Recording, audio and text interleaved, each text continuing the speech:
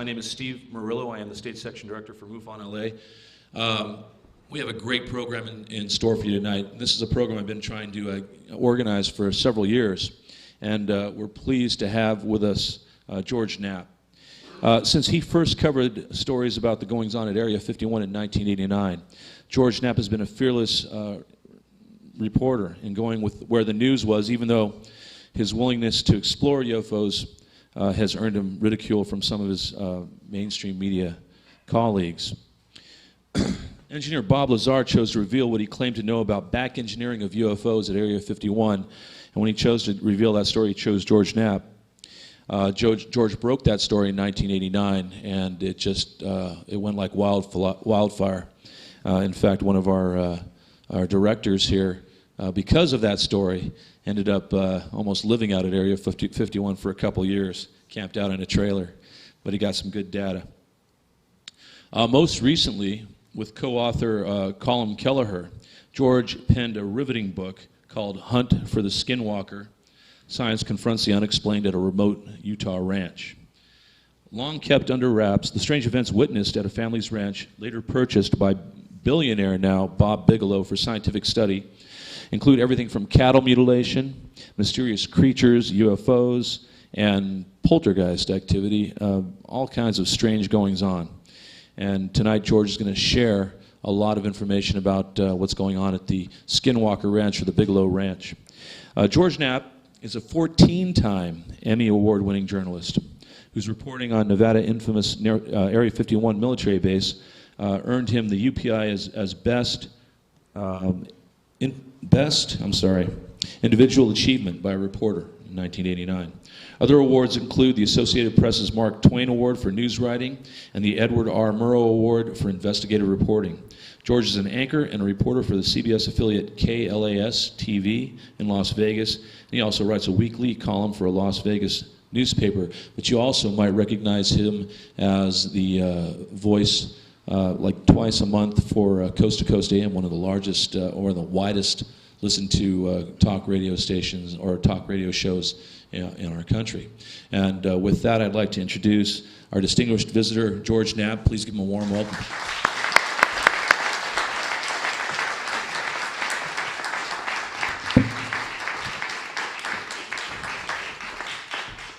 I mentioned to Steve he could have warned me that I could have got away without a suit and tie here.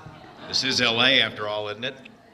I heard you had a fairly popular basketball team in these parts, and it might be an empty house tonight, and I would imagine now that you know what the score is out there that you're all pretty glad that you didn't stay home and watch the game, because it was pretty ugly as we were driving over here. As mentioned there, I've been at this stuff a long time. I did my first UFO program 1987, so this is my 21st year at it. And I can remember starting way back then, having this conversation with the first people that I interviewed, people like Stan Friedman and Linda Howe and those folks. You know what this field needs? It needs a good investigative reporter. And this is how cocky I was in those days. Is I figured, well, look, give me 6 months, I'll get to the bottom of this thing, you know. I'll figure this whole UFO thing out. We'll figure out this mystery, explain away aliens and ETs, and of course it didn't exactly work out that way. Here we are many, many years later, and we don't have answers to any of these questions. Ufology had its 50th anniversary a couple of years ago, the Roswell incident and all that, and the more we work, it seems the less we know. Who they are, where they're from, why they're here, all the big questions. We've got piles and piles of stuff and case files. My house, for instance, is pretty much filled from the floor to the roof with this kind of stuff, and yet we don't seem to know much more about the big stuff. Anyway, you know, I speak to my colleagues, go to these conferences like the MUFON conference every once in a while, and seek out people whose opinions that I value. And I find that a lot of them are sort of in the same place that I am in evaluating where we are. The idea that I don't think anybody really knows the answers to this stuff, and anybody who tells you that they do know the answers is full of it. It's possible that maybe our government knows a little bit more because they've got giant storehouses of information that they've never made public, but if they do know, they aren't telling us. A hot topic of the moment, of course, is the discussion of disclosure. We hear it pretty much every day in the UFO field, and the need for disclosure.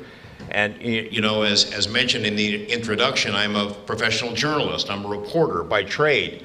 To me, the First Amendment is a religion. It's my profession, it's my obsession. I live by it. But I'm not quite sure that this disclosure idea is a good one. And I'm not saying that I would ever work against it. In fact, pretty much everything I do in my life is working toward it. If I found information that needed to be reported to the public, I would certainly report it because that's my job. But when it comes to the subject of tonight's talk and the weirdness surrounding it, I'm really not so sure anymore. And I'll explain that as we go along. You know, I'll always work towards disclosure, but you know, to find out what the insiders know, things like that. But I do stop sometimes to ponder just how smart it might be to have all the secrets, if that's what they really are, come spilling out. You know, people here in this group, and myself included, we feel that we were ready for some sort of spilling of secrets or confirmation of something like ETs visiting Earth from other planets. You know, because we've been conditioned over time to get ready for that, to get used to that idea, to understand that concept. And I'll bet most of the people here feel the same way, that they'd be ready for the news because, you know, it doesn't look like these visitors, wherever they're from or why ever they're here, are all that much of a threat to us. I mean, they have demonstrated on many instances their complete mastery over our most formidable technology. They fly circles around our best warplanes. They have flown over our nuclear missile bases. They've disabled the bases. The missiles. They've entered different launch codes. They've shown us that they could kick our booty if they really wanted to, and yet they don't. They do occasionally intrude in people's lives. The abduction story is an example of that. But for the most part, they seem to have been watching us from afar, not directly intervening or interfering in our lives. So, you know, I think we feel that we could handle the news, whatever that news might be. But what if? You know, what if the ultimate truth is a lot more complicated than anything we've been conditioned to accept? A lot more mysterious, a lot more confusing, and ultimately threatening. I had a conversation with Jacques Vallée several years ago. I consider him one of the deepest thinkers in this whole field. And he told me, you know, I'm going to be deeply disappointed if it turns out that the answer to the UFO mystery is merely aliens coming from other planets. Because he felt that the ultimate explanation was so much more grandiose, so much more magnificent, and so much more mysterious than that. And that's sort of where I find myself 21 years into this pursuit. You know, we might have people visiting us from other planets, but we really don't know. You know, we believe there's some sort of an intelligence interacting with us on a subtle level, but we really don't know where they're from or why they're here. And my personal suspicion, based on what has happened at Skinwalker Ranch, the Bigelow Ranch, that's going to be the subject of most of tonight's talk, although we can get into whatever you want, my personal suspicion is that the nature of reality itself is just much more different than anything we can imagine. That we are far more insignificant than we might want to know. That these entities that we call aliens may not really be aliens. That maybe they've been here a lot longer than we have, and maybe we're the ones who are aliens to them. They can see us. They can enter our world at times. But we can't see them or enter their world. That's disturbing stuff.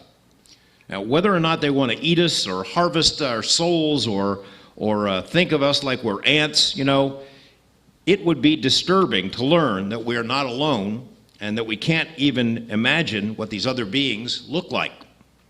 It's heady stuff.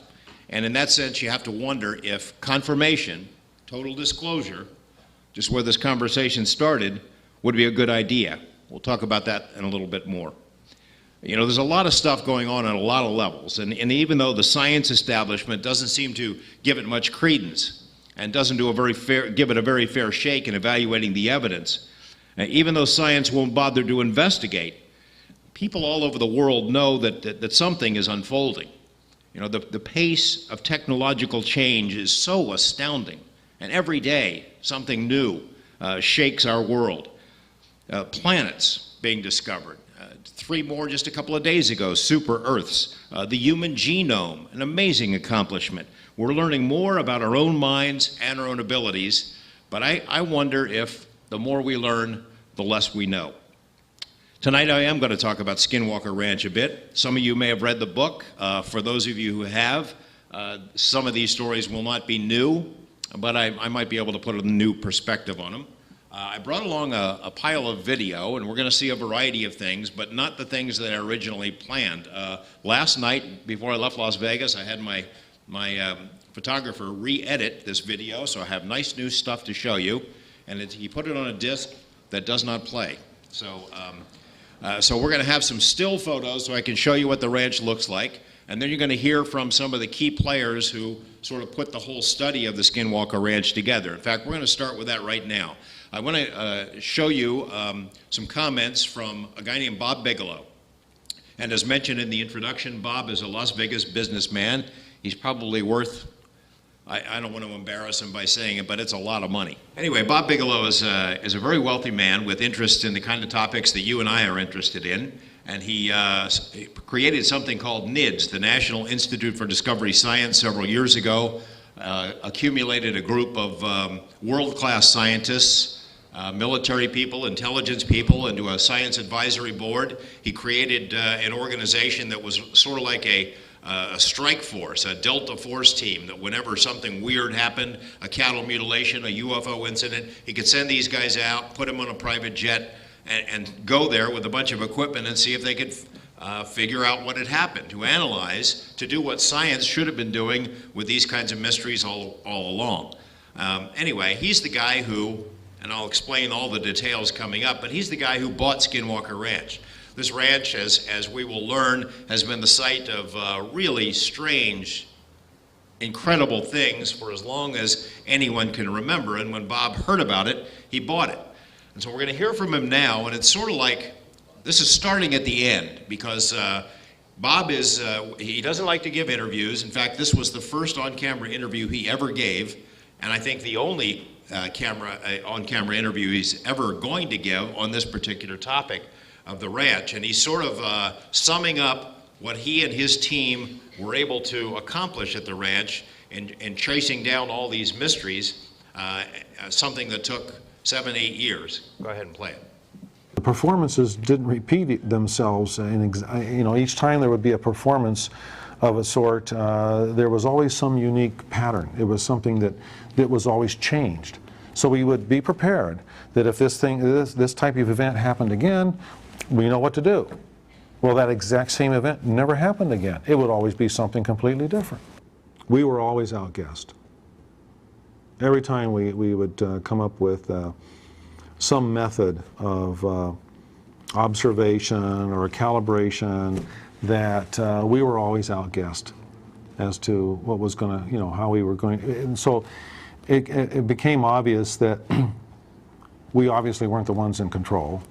We were along for the ride, and that a lot of these exhibitions were exhibitions for gamesmanship or instruction, in that kind of context. The phenomena was playing with us and giving us only a taste here and there of various things, an opportunity to see things that were abnormal, opportunity to cause examinations upon performances of things that were very unique through certain pathological kinds of investigations, and those were opportunities that were very helpful.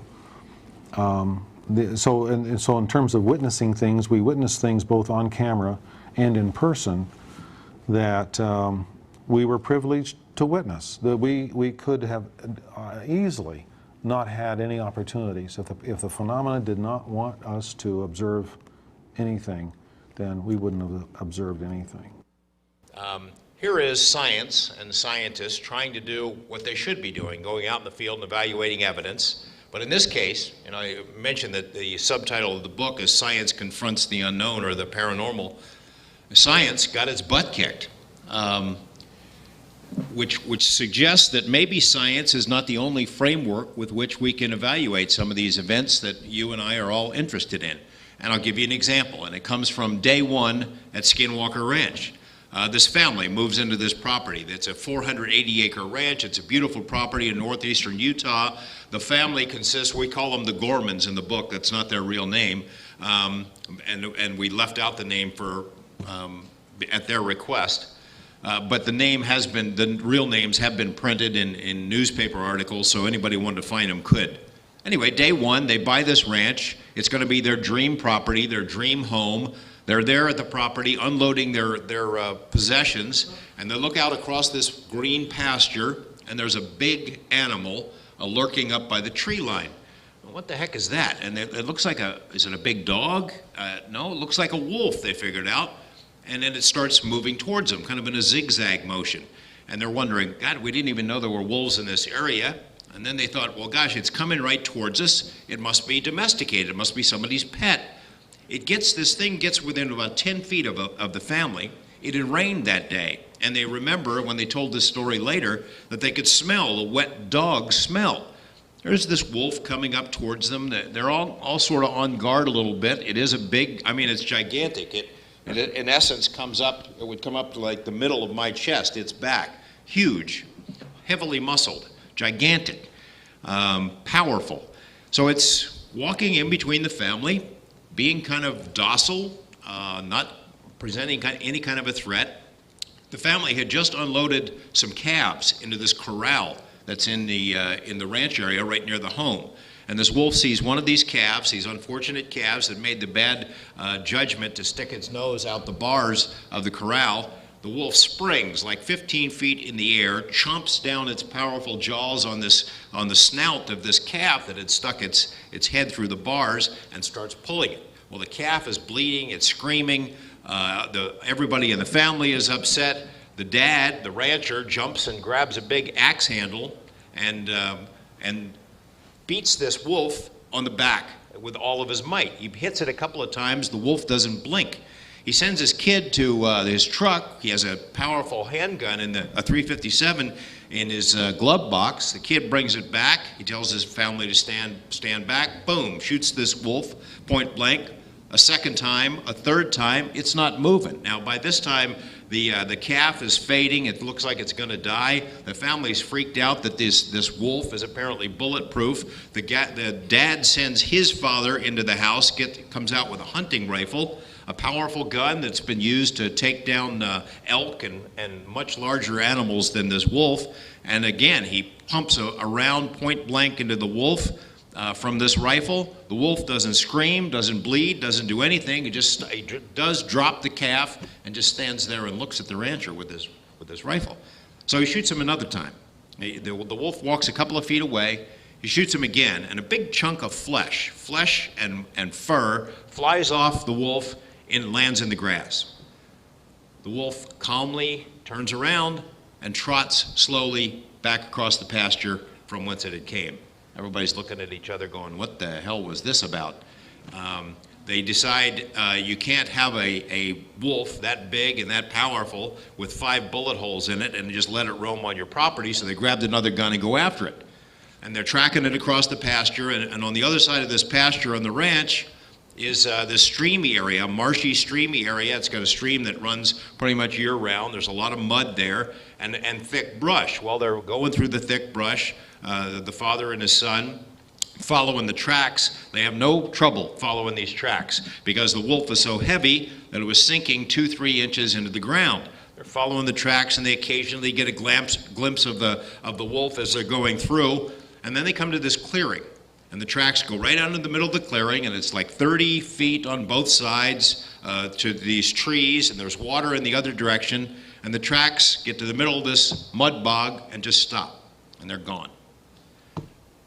As poof, this thing had just been sucked up or pulled up into the air or disappeared. Father and son are looking at each other. They don't know what to do. They walk back to the house kind of in silence. They find the chunk of flesh and fur that had been expelled by that last shot, and the dad picks it up, and it smells like rotten meat, like it's been out in the sun for a couple of hours. They basically agreed that they weren't going to talk about that anymore, because there they are, they've moved into their new dream home, and this kind of weirdness hit them on the very first day, day one on Skinwalker Ranch. I don't expect any of you to believe everything that you're going to hear tonight, because some of this is really weird. I don't expect you to believe any of it, or all of you to believe any of it, but I'm going to tell you how the stories were told to me by both the people who lived on the ranch, by the people who owned the ranch, by the people who live all around it in this area, and by the NIDS scientists who risked their lives, their very lives, to try to track it down. This is really two stories tonight. One is about the ranch itself, which, as I mentioned, had been the site of unusual activity for as long as anyone can remember. And the second story is about a scientific adventure, an attempt by legitimate, credentialed scientists to investigate the unknown, something that the science establishment, as you and I know, does its best to avoid. The study that was undertaken was not perfect, but it was remarkable, and probably represents the most intense study of an individual paranormal hotspot in the history of the world. The private sector, anyway. We don't know what the military's done. The risks for the research team were very real. Dangerous not only from a professional standpoint, because if the word got out that they're working on weirdness like this, they'd never get another legitimate job, but also it was dangerous physically, because this thing, this entity, this intelligence, whatever it was or is, demonstrated that it exerted control over mind and matter in ways that we simply don't understand. It has the ability to manipulate people, animals, technology, and maybe space and time. It demonstrated an ability to kill, to dismember, and to terrorize. And it seemingly fed on the fear that its actions generated. And it's tempting to go ahead and call it evil. And a lot of people have written to me, it must be evil, it must be Satan or something like that. It is tempting to call it evil, because some of the things that it did seem evil, but evil's kind of in the eye of the beholder. My guess is that it's a mistake to assign human motives to something that certainly doesn't seem to be human at all, and that fits the bill here. Dr. Jacques Vallée, as I told you, he told me that he was going to be greatly disappointed if it turns out the answer to the UFO mystery is merely people from other planets visiting us, that they might be extraterrestrials, but that might only be part of the story. And I think that there are hints that it is far more mysterious and confusing and maybe more wondrous of an explanation. And I tend to agree with that, and here's why. There's this ranch in Utah. We can show some of the pictures, not this one from the stills. Maybe we show it for a little while and just run them randomly. This would be a point where I would be showing you my video, but as I mentioned, the disc is not being helpful. It's a beautiful ranch, 480 acres, well watered. Right up here on this side is what's known as Skinwalker Ridge. There are 3 homesteads that make up this ranch. That's the first one. That's the house where the ranching family lived. There's another, if we had panned with video-wise, which we don't have, there's another homestead here, and then a third one that make up the whole property. It is a beautiful place. There's only one road leading into it. That becomes significant in a lot of ways. The road leads to a locked gate, and it's got these ominous keep out signs, always has had them there to deter trespassers. It is private property, but ever since the story of Skinwalker Ranch got out, and I guess that's my fault, a lot of curious people have been trespassing and doing all kinds of crazy things there. As mentioned, this 480 acres previously divided into 3 homesteads. The first building, principal residence, where a lot of very, very strange things happened. From the vantage point of the house, you could see these wide pastures and the tree lines, and that distance over there on the right-hand side, that would have been where the wolf came from, if you're wondering. Back down by the first homestead, there's this metal corral. You want to try another shot? That's an observation post that the NIDS guys built. They had dogs inside. This is a shot of the property from Skinwalker Ridge. That's the second and third homesteads where a lot of very strange things happened. That's an old building they left on the property, kind of spooky, especially when you're creeping around in there at night. This is a symbol, a Masonic symbol that was left on the property. It's sort of a little side story, and like I said, this legend has it all, but this town, this part of Utah, was where two companies of the Buffalo Soldiers were stationed at the turn of the century, and it turns out that all these guys were Masons. They were Freemasons. So at some point, these Buffalo Soldiers who were there to keep the peace and to, after the creation of the Indian reservation, the Ute reservation that surrounds the Skinwalker Ranch, they came on the property at some point, and I think, that's our guess, because this thing was more than 100 years old. That's Colin Kelleher, my co-author on the side over there, and this is Keith Wolverton. He's a deputy sheriff from Montana who had studied a series of mutilations and UFO sightings and Bigfoot incidents in his, is this video on this part, do you know? I don't think so. Okay. Okay, that's the ranch house. The first day that you can stop for a second. The first day that ranch house, when they moved in, it was kind of dilapidated. The property had been empty for 7 years when the people bought it. They didn't know much about the legends that surrounded the property. No one had bothered to tell them.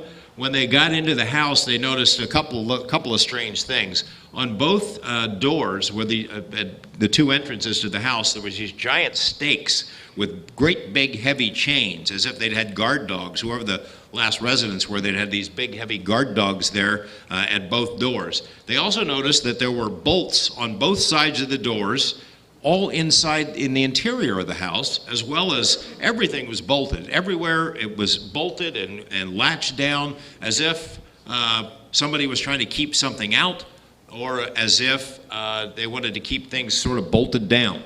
You can go to the next picture, let's see what it is. That's the spooky keep outside. I can't believe, it's still there, by the way. Hard to believe somebody hasn't stolen it. That's a neighbor who is cruising down the road from his property going into the ranch. He's been there even longer than the Gorman family, and we interviewed him as well, and we'll call him Mr. Gonzalez, but he has got quite a few stories of his own as well. We'll hold on this for a second, because we'll come back and tell you about a story. That white, this is the corral, and that white metallic trailer is the scene of one of the strangest incidents that happened to the family. I'll jump ahead out of order a little bit because some weird things began happening to the family's animals after a number of other strange activity, paranormal type or poltergeist type activity. They have the animals started disappearing. They lost a total of 14 head. A couple of them were mutilated. A couple of them just disappeared. The tracks would go out into the snow and just poof, it was gone.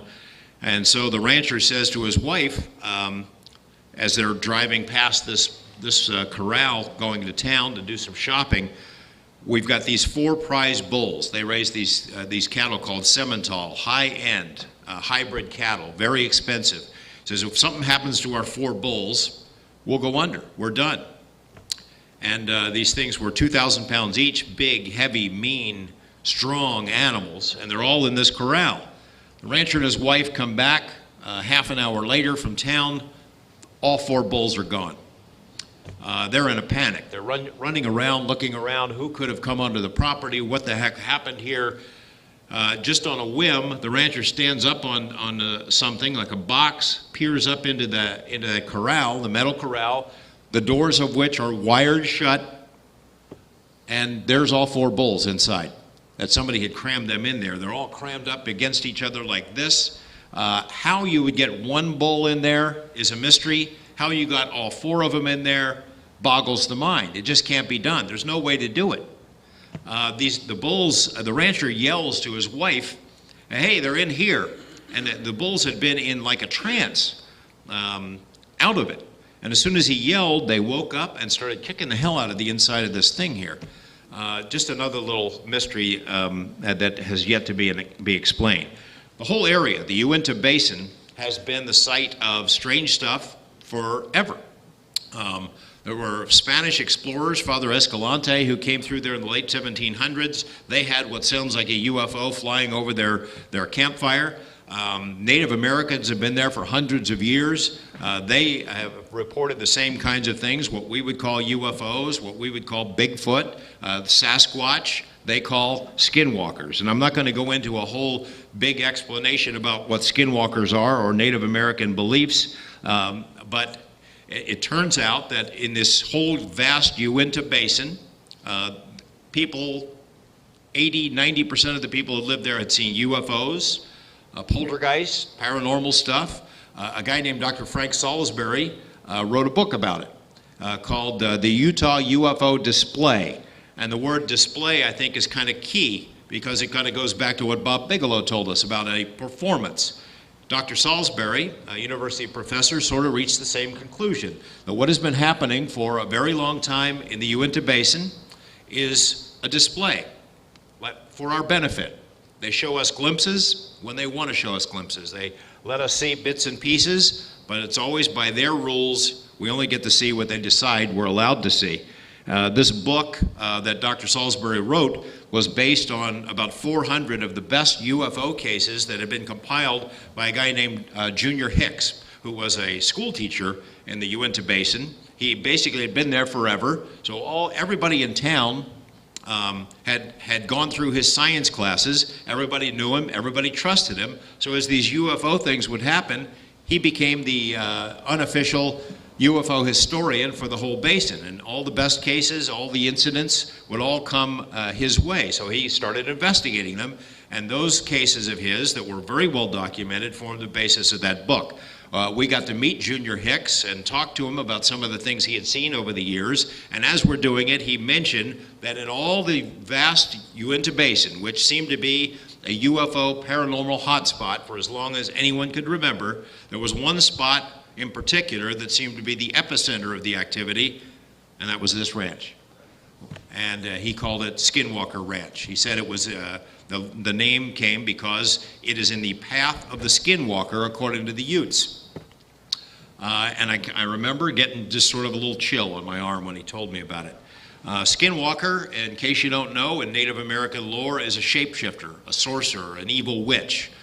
Can control men's minds and make them do all kinds of things. It assumes the shape of animals, puts on the skins, and then it has the power of those animals. And although we might find it quaint or stick it in a religious category, it's very serious stuff to Native Americans. And in fact, in trying to do research for this book, it was pretty much impossible to find anyone who was willing to talk about it. And I'm serious about it, even at universities and things of that sort. Trying to get anyone to talk about it was very, very difficult because they figure that if you mention a skinwalker, it comes for you. If it gets your attention, you're going to regret it.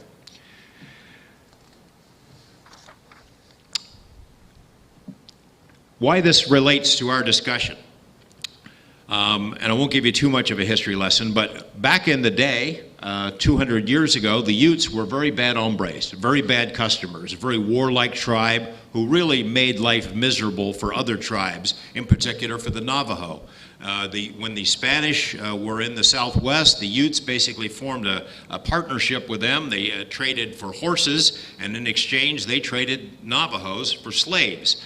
The Utes basically ran the Navajo out of what they consider to be their Garden of Eden in the San Luis Valley of Colorado. So there's bad blood between those two tribes. The Utes believe, the Utes who live in the area around Skinwalker Ranch and in the Uinta Basin, believe that a curse was put on them, that the Navajo sent a skinwalker to punish them for all the bad things they'd done over the years. So they believe that this ranch is in the path of the skinwalker.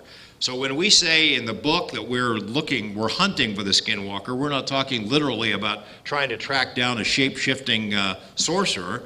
What we mean is that the Utes, for whatever reason, used the skinwalker legend as sort of a blanket umbrella explanation for all the weird stuff that they'd been seeing at this particular property for as long as they could remember.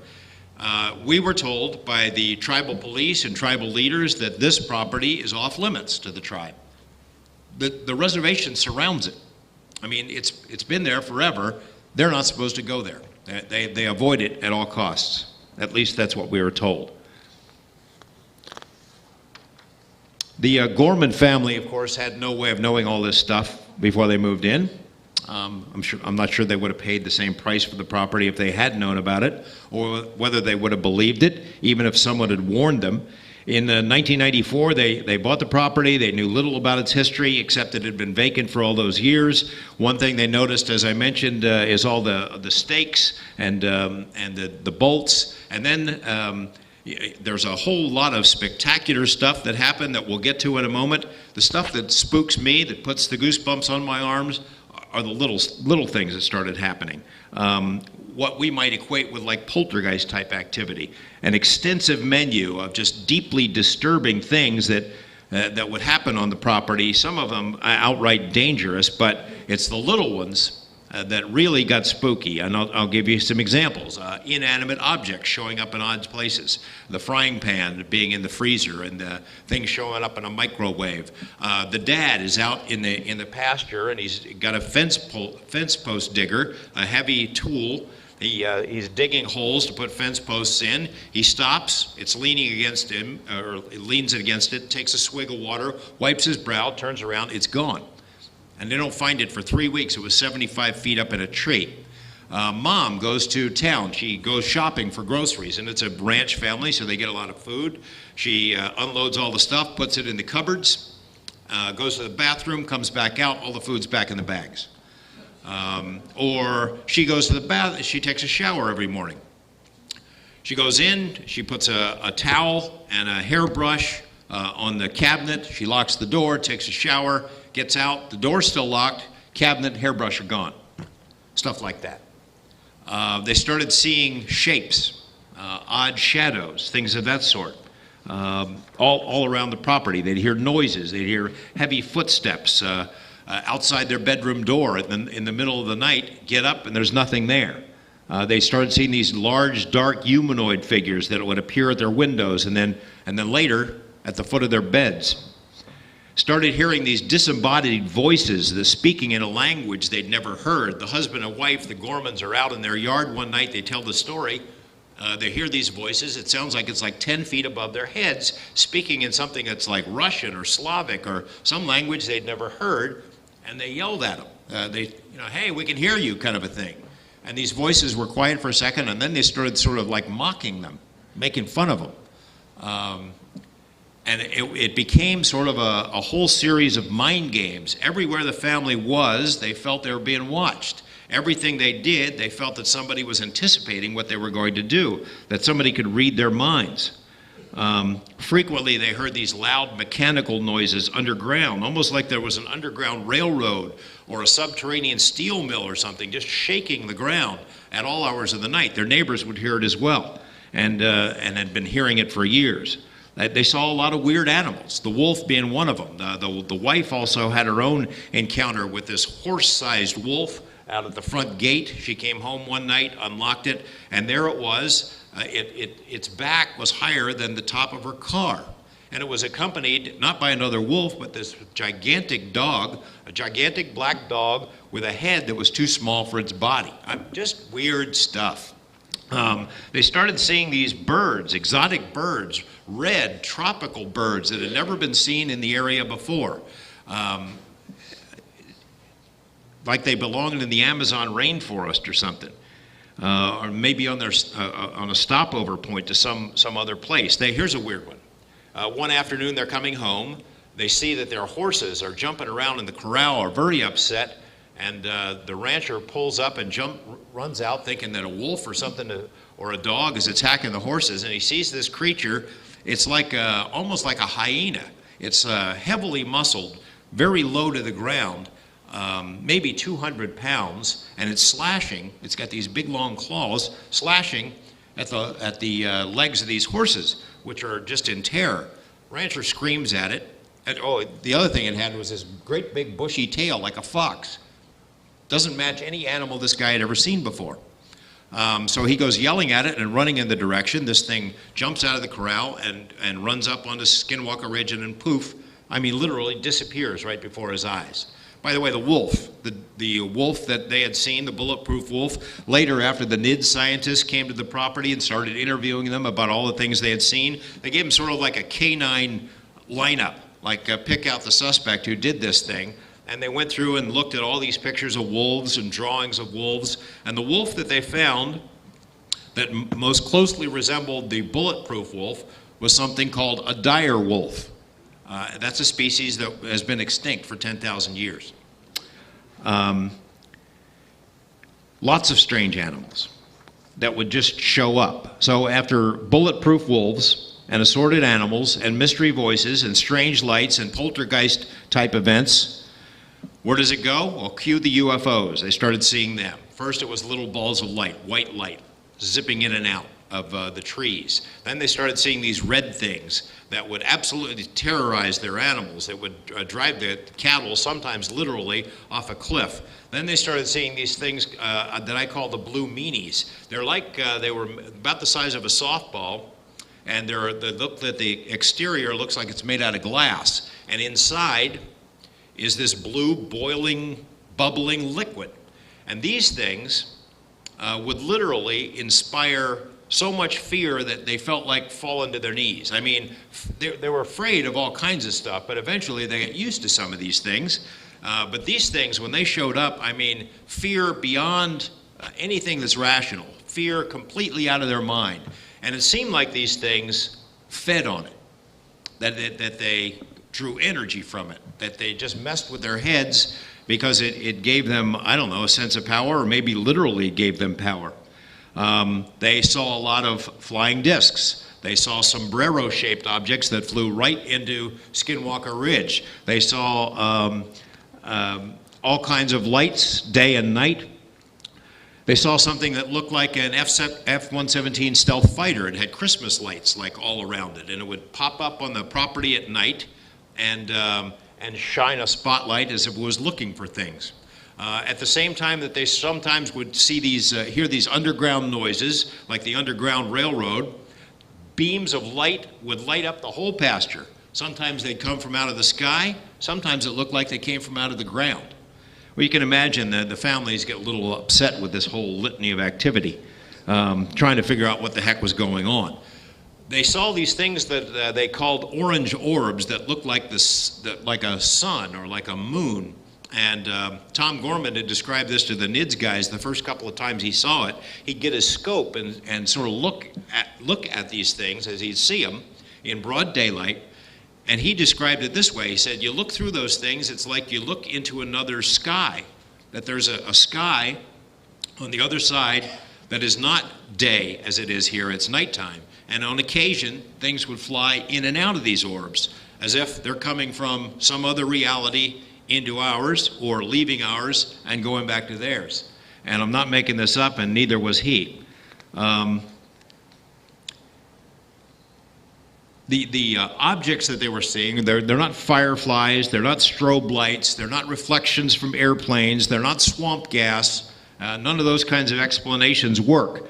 You know, we don't have, and the military doesn't have, as far as we know, any kind of blue orbs that can induce emotional states or terror in people, or that have no propulsion system other than some sort of a liquid.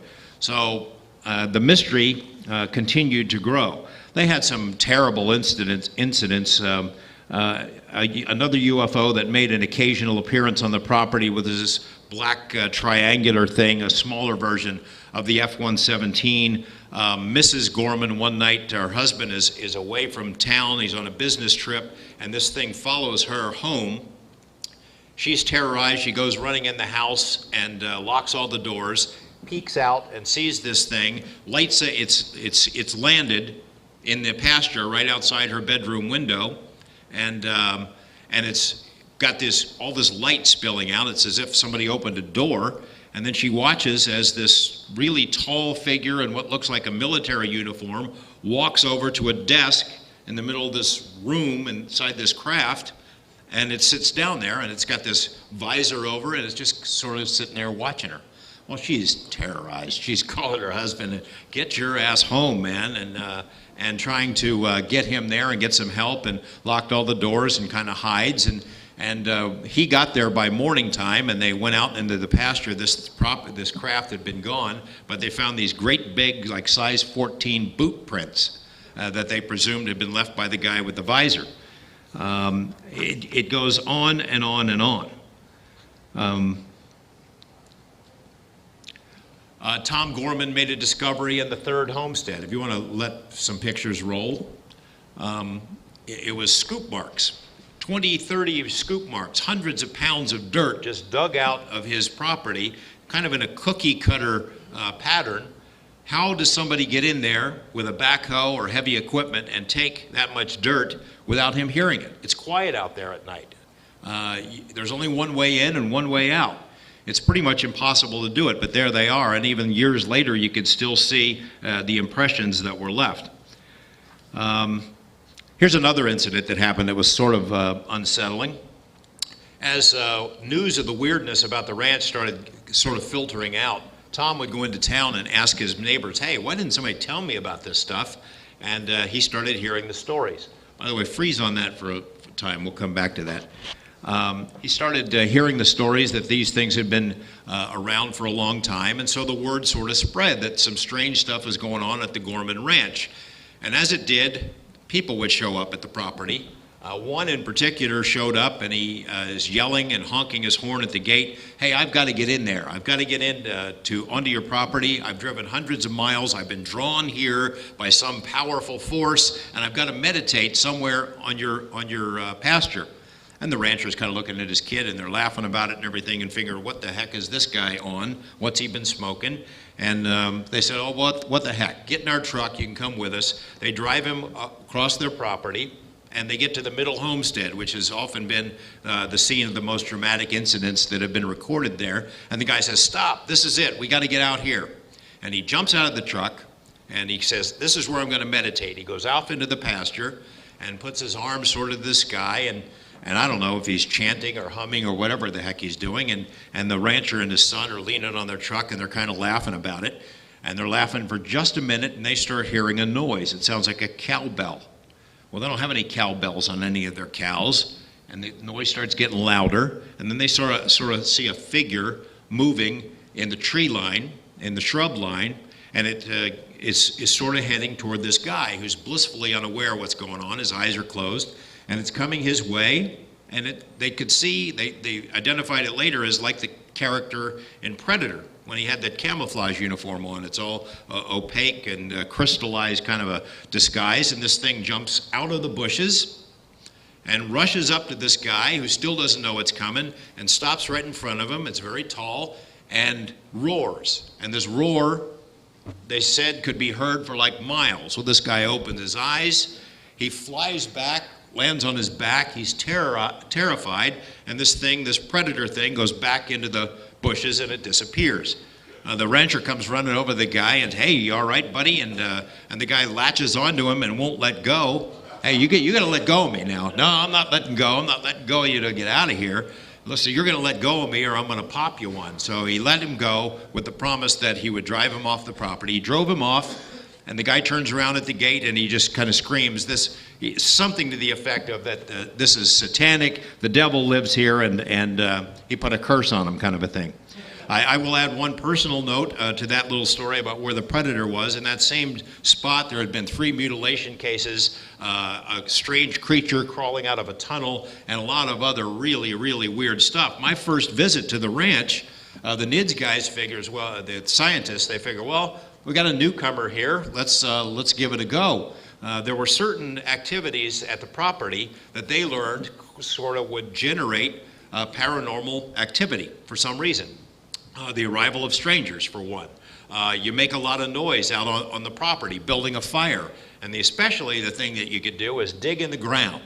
And it's a strange legend about the property, because the original owners, the people who had previously owned it, had insisted that when Tom Gorman bought the property, that he signed a caveat that he could not dig in the ground without their prior permission. We'll come back to that one.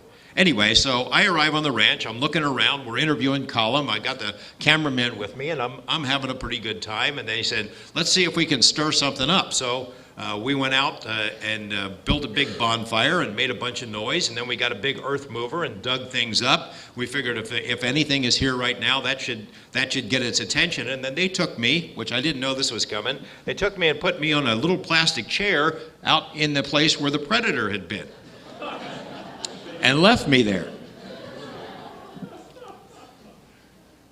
They had microphones on me and a radio and a Geiger counter, or a couple of things. I didn't even know what the heck it was or how it would operate. I just knew that they were gone off somewhere, either to drink beer and tell jokes and wait till something came and grabbed me, which was ha ha ha, very funny. And I would like to tell you that I was very brave and I had no second thoughts about it, and I would have sat out there all night. But that was not true. I mean, I was spooked about the whole thing. I've been hearing about the ranch for a lot of years, and something did come and get me, mosquitoes, but that was pretty much it. In fact, all the times that I've been there, and I still go to Skinwalker Ranch a couple of times each year to check the place out, I've never seen squat. And unfortunately, Bob Bigelow, the guy who owns the property, he hasn't seen squat. Pretty much everybody else who goes there sees it, except for he and I. So we both concluded that the two of us, either whatever it is doesn't want to meet us, or we're a jinx, or something along those lines. Anyway, as mentioned, the ranch was sort of like this paranormal shopping list. It gets to the point where you list all of it, and it just sounds ridiculous. Well, Colum Kelleher and I were writing the book. We had to make some really tough choices about the kinds of things that we could leave in and leave out, because, man, there was a couple of them. We figured if I put this story in, nobody's going to believe it. And I'll tell you what one of those stories is. The Bureau of Indian Affairs, the Native American police had told us this thing, that they had seen this coming around a bend. They're on patrol duty in the area around the ranch. They come down this dirt road one night, and they see two figures, humanoid-looking figures, standing up with their backs to the road, and looked like they were smoking cigarettes. They had trench coats on. Smoking cigarettes, standing out on the road. These guys figure, what are these fellas up to?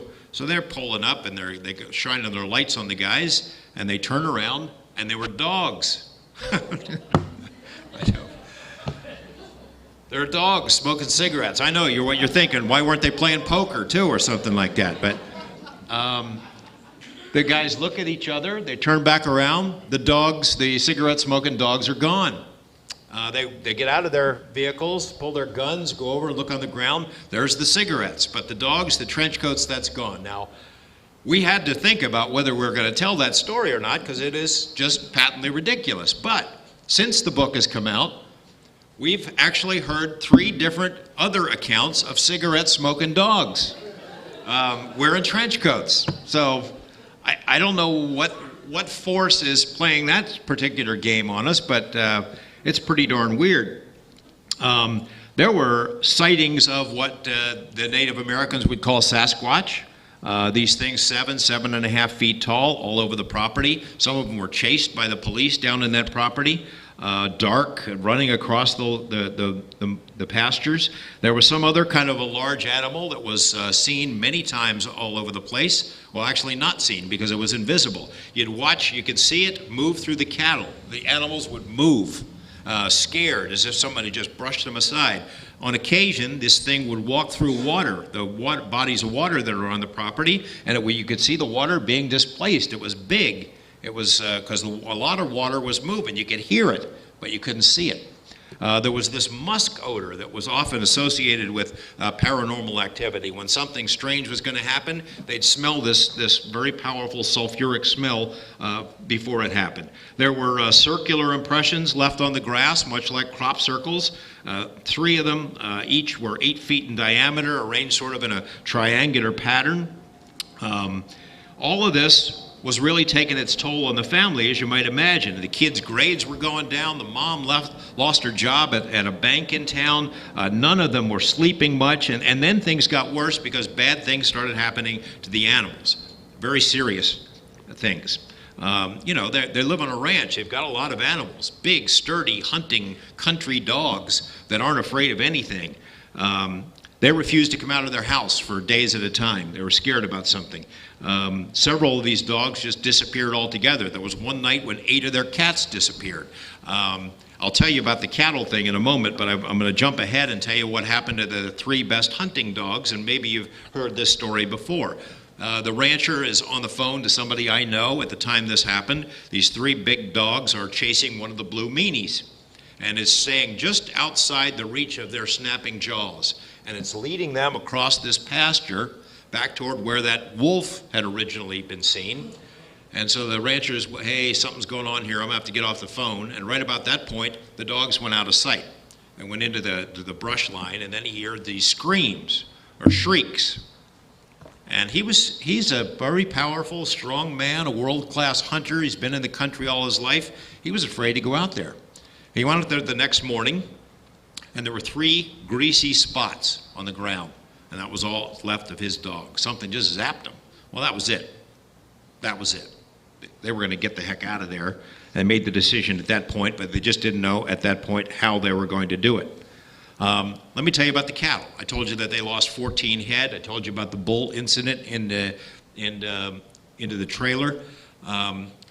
The NIDS team, that you'll be hearing about more in a couple of minutes, was really concentrated on cattle mutilation cases. They studied them all over the country, all over North America, and into Canada. When one of these cases would happen, they'd jump on it, get on a plane, go up there and see if they could get enough evidence before it was destroyed by the elements. So they had more than a few opportunities at the Skinwalker Ranch. This was one of the, after the team moved in, this incident happened, and I'm going to play, it's the other disc.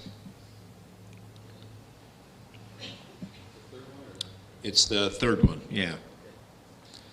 This is sort of a, I've been working on a documentary about the ranch ever since I've been going there for the last 8 years now, and I don't know if I'm ever going to get the darn thing done, but this is a chunk of what one of the episodes could be about a particular mutilation case that really messes with your mind. Not coyotes. When a family's entire livelihood depends on the well-being of its livestock, the loss of even a single animal is a serious matter.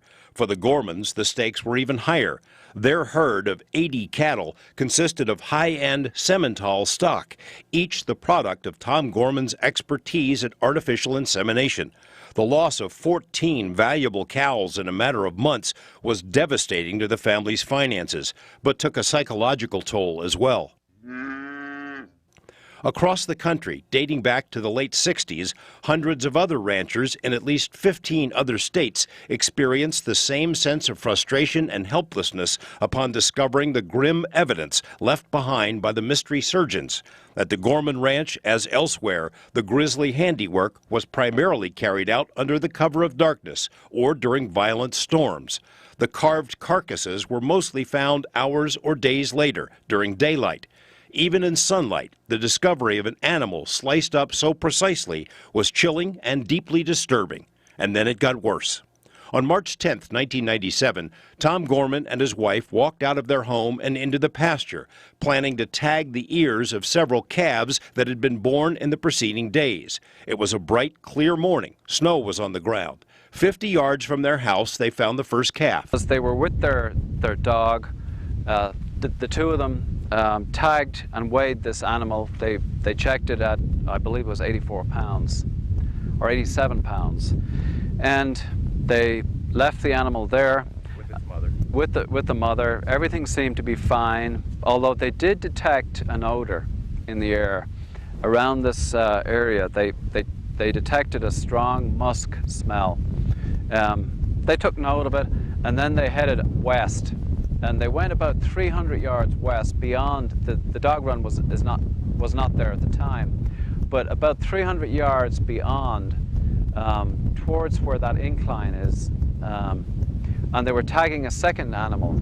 Only 30 to 40 minutes had passed. The Gormans had an unobstructed view of everything in the field, but didn't see or hear anything unusual until their dog focused its attention back toward the house and the first calf.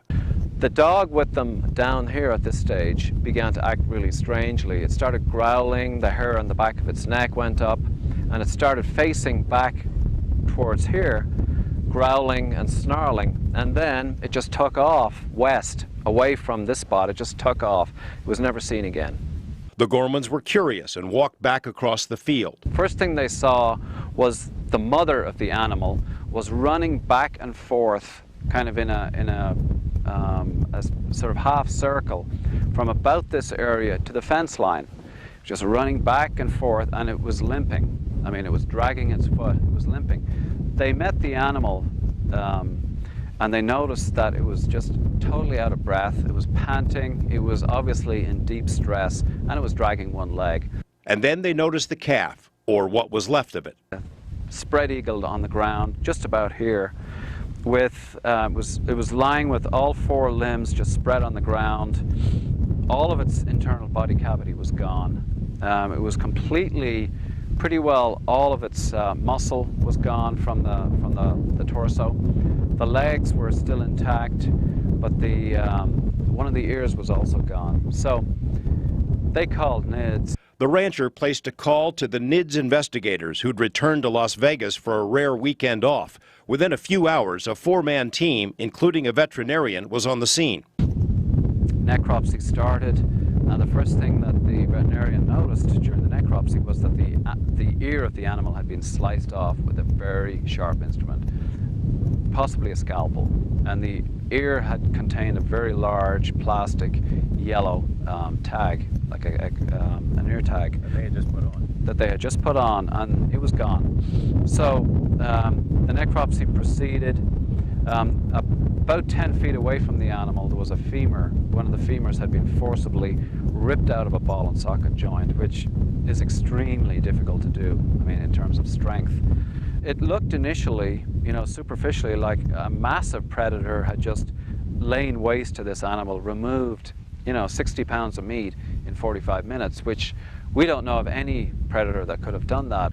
And how could a predator inflict such carnage without being seen or heard by the rancher, his wife, or his dog, who were a few hundred yards away in the same field on what was a quiet Sunday morning? No four-legged predator known to science could do it. The team gathered tissue and bone samples, which were sent to 3 independent pathology labs. The results arrived later, but confirmed what seemed obvious in the pasture that day.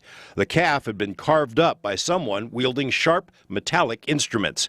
A heavy machete-like object had slammed into the bones. A smaller scalpel-like knife had sliced the hide and muscle. Closer inspection revealed that it was definitely sharp instruments used. There was no sign of blood. There was no sign of entrails around. It was perfectly clean. Not a drop of blood on the grass. We went even as far as doing an experiment by pouring blood on the grass to see how fast it would seep through.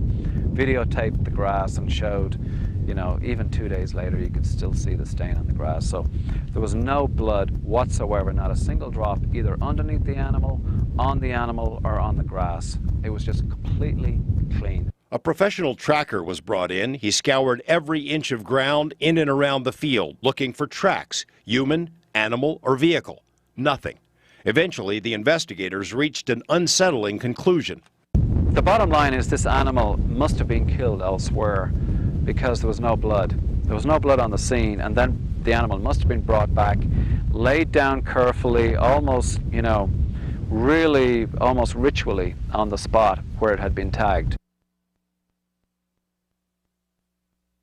It's 10 o'clock on a Sunday morning. The rancher and his wife are out there on the pasture. You can see what those meadows look like. I mean, it's quiet out there. They're 50 yards away from their house when they tag this calf, and then they're 100 or so yards away. If somebody had come in, if humans, if Delta Force or something like that had come in and snatched that calf up and cut it up there, they would have heard it. If a predator had done it, they would have heard it. Something did it, as if snatching it up, taking it somewhere else, and then dropping it back in a way that the ranchers didn't see or hear anything. And it's just strange, you know. You hear people, the skeptics, who explain cattle mutilations away as, it's devil worshippers, or it's coyotes, or it's magpies. Magpies didn't do that one. And I'll tell you the epilogue to this part of the story is that This was just about at the breaking point for the rancher. That was his last loss. He was financially close to ruin, even though the NIDS guys were there helping him out. And the next day, you know, they're all kind of on edge. Again, the animals, the dogs, the other dogs that he had got, and they got a bunch of dogs from the shelter, by the way, to use as sort of like biosensors. If you saw that compound that was in an earlier picture there, they'd have them out there to let them know that something was coming, and to use almost as bait, although none of them were ever harmed. So the dogs are spooked, all the animals are spooked, the people are spooked. This obviously there's something big that had just eaten 75 pounds or 60 pounds of meat. What Colin didn't say in that soundbite is, in addition to them finding evidence of a scalpel-like instrument and a heavy machete instrument, there were teeth marks that something had chewed on that calf. They didn't identify the teeth marks, though. So something is out there. Everybody's on edge. It's nighttime. And the rancher, you know what, we actually have a piece of this video. Remember the late night cow video that you had up there for a minute? I think from tape number 1? It doesn't matter. I'll tell the story. Anyway, so the rancher hears a noise. He hears his cattle out. It's a nighttime, and he's patrolling around because he doesn't want to lose any more. He's got a powerful gun with him in his truck. The NIDS guys hear him making a noise, tearing out across the pasture, so they jump in their vehicle and they go after him, and they bring in a video camera, and then they hear him jump out of his truck. Boom! I got it. The story was, as he explained what he had said, and then did more shots. He had pulled up to this tree and had seen these two creatures. One is a big, round, almost looks like a bear. It's at the bottom of this tree.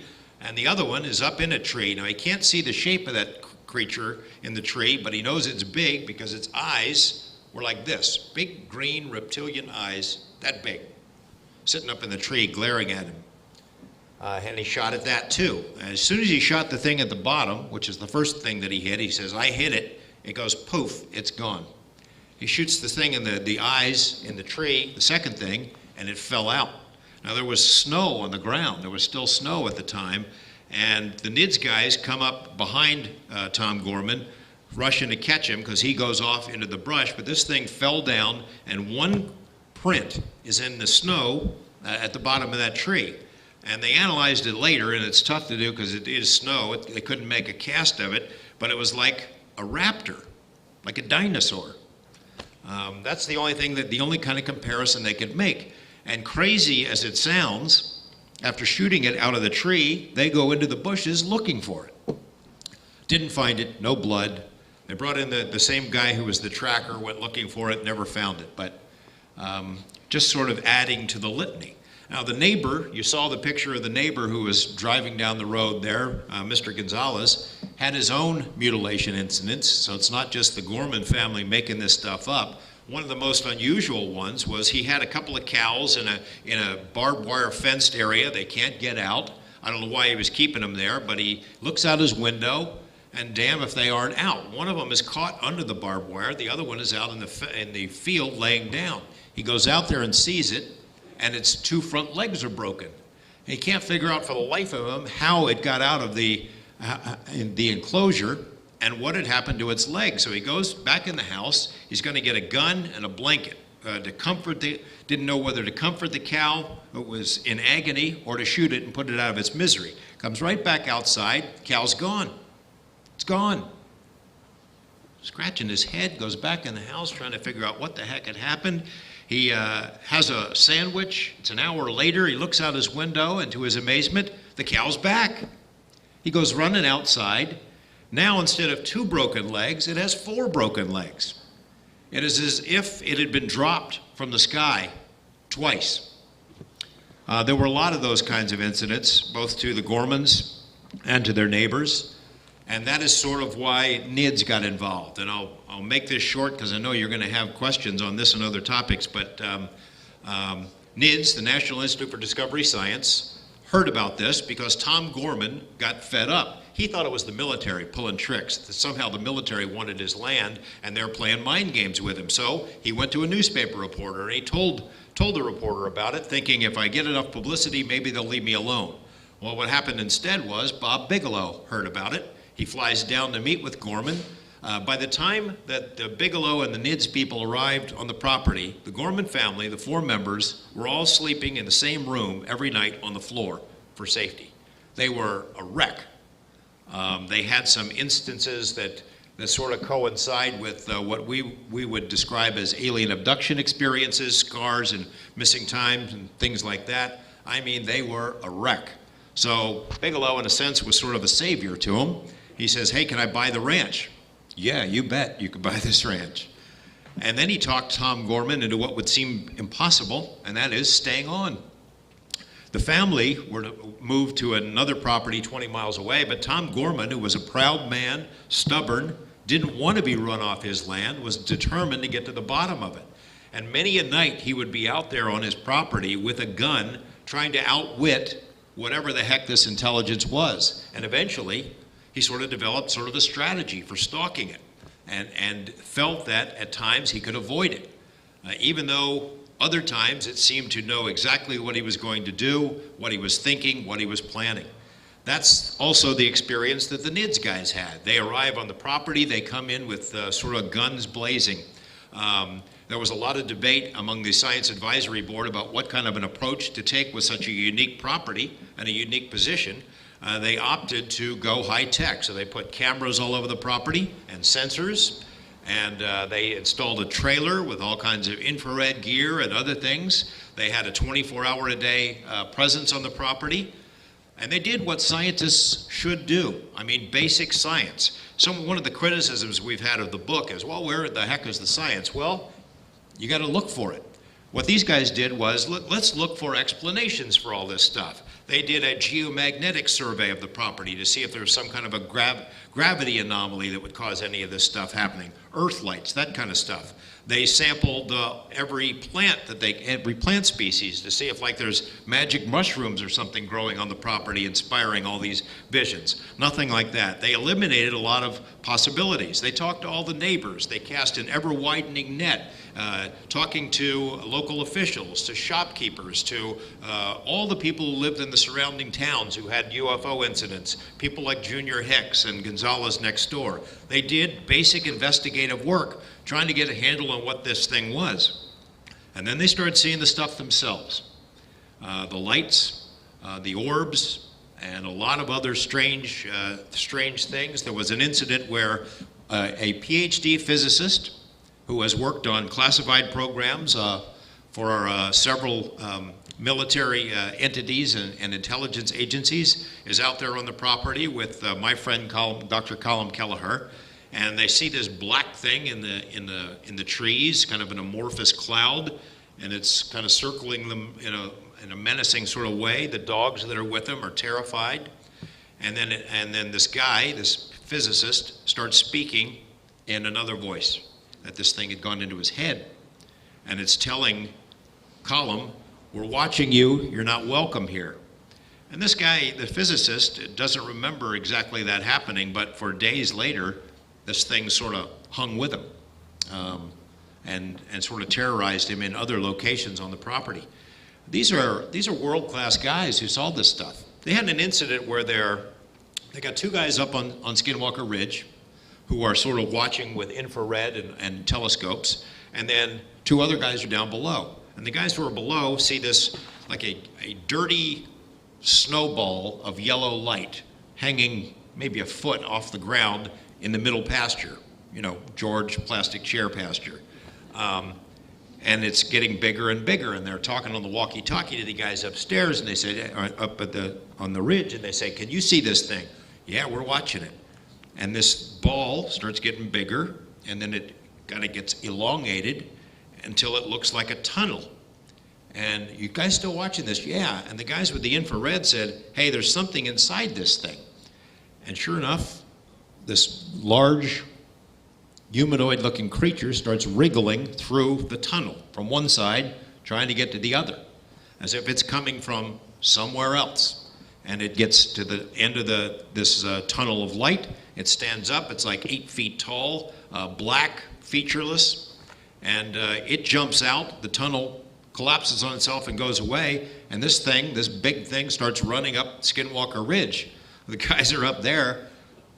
just about had to change their underwear because they're thinking it's coming up after them, and it didn't.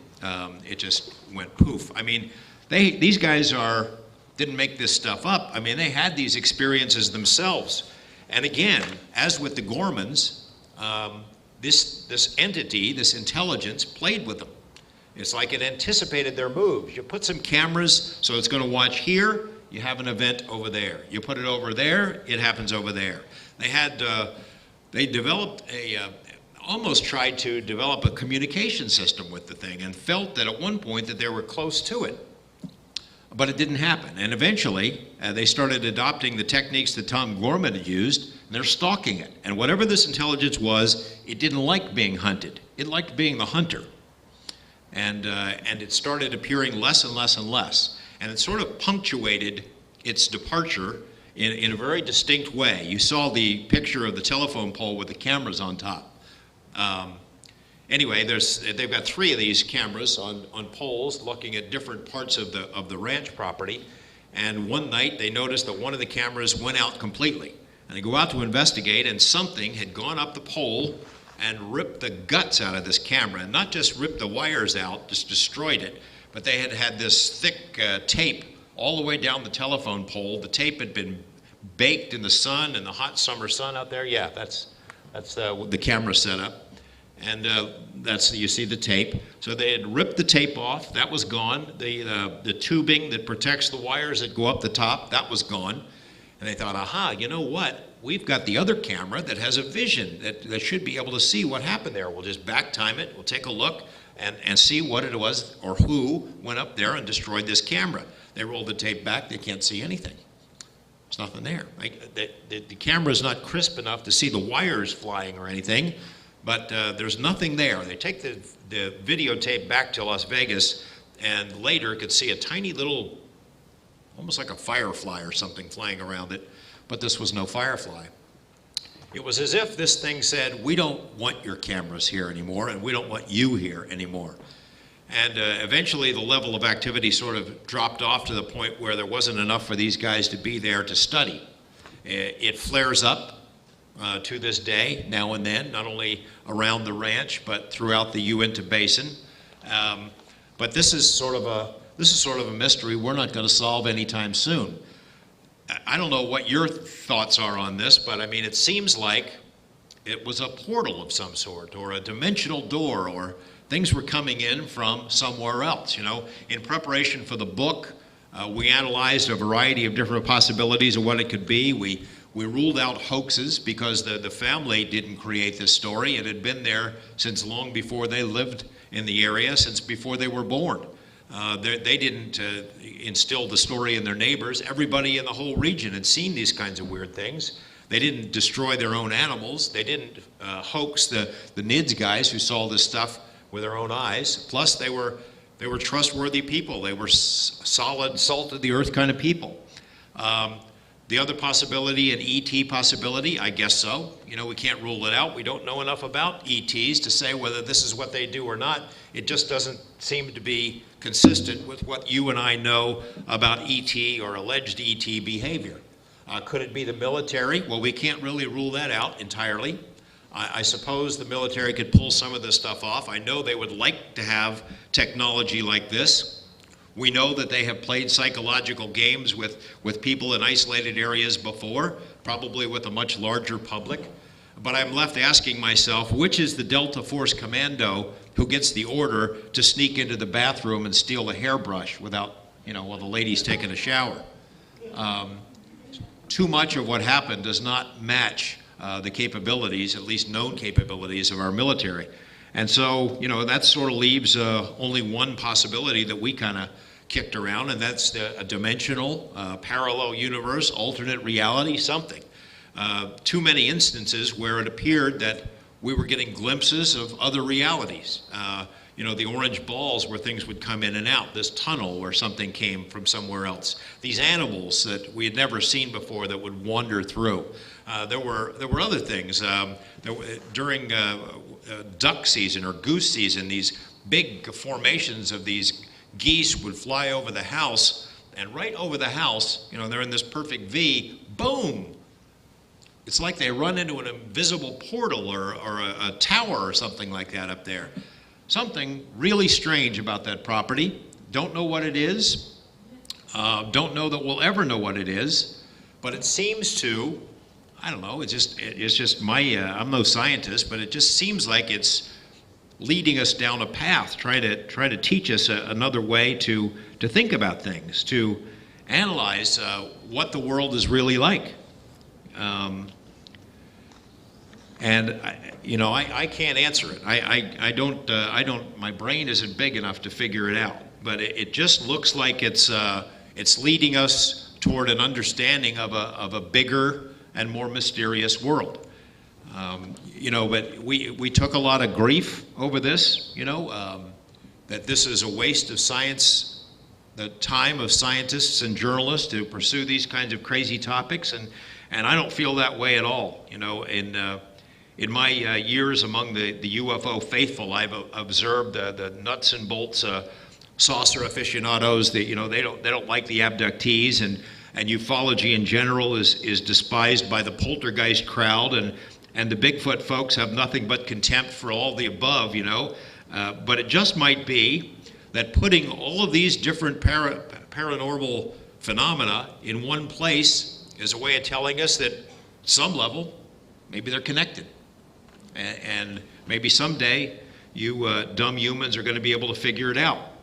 And that, what we call paranormal today might be normal once we understand the big picture, assuming that we ever will.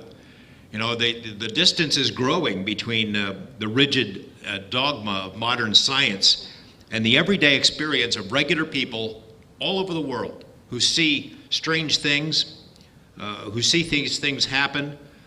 They try to tell a scientist, and a scientist won't investigate it because it's beneath their dignity to give any credence to it. And that shouldn't be how it works. Scientists are the guys who get their hands dirty, who aren't supposed to worry so much about their grants or their peers or their next job or something like that, but who follow the information and the evidence wherever it leads. People who are supposed to be willing to look at the world in a different way so we can understand it. People like the ones at NIDS who did this stuff, who put their lives on the line, their professional careers. It wasn't a perfect study. There are different approaches that could have been taken, but this is what science is supposed to do, and journalists too, and that is to investigate the unexplained and not explain the uninvestigated. And I'll take your questions if you want.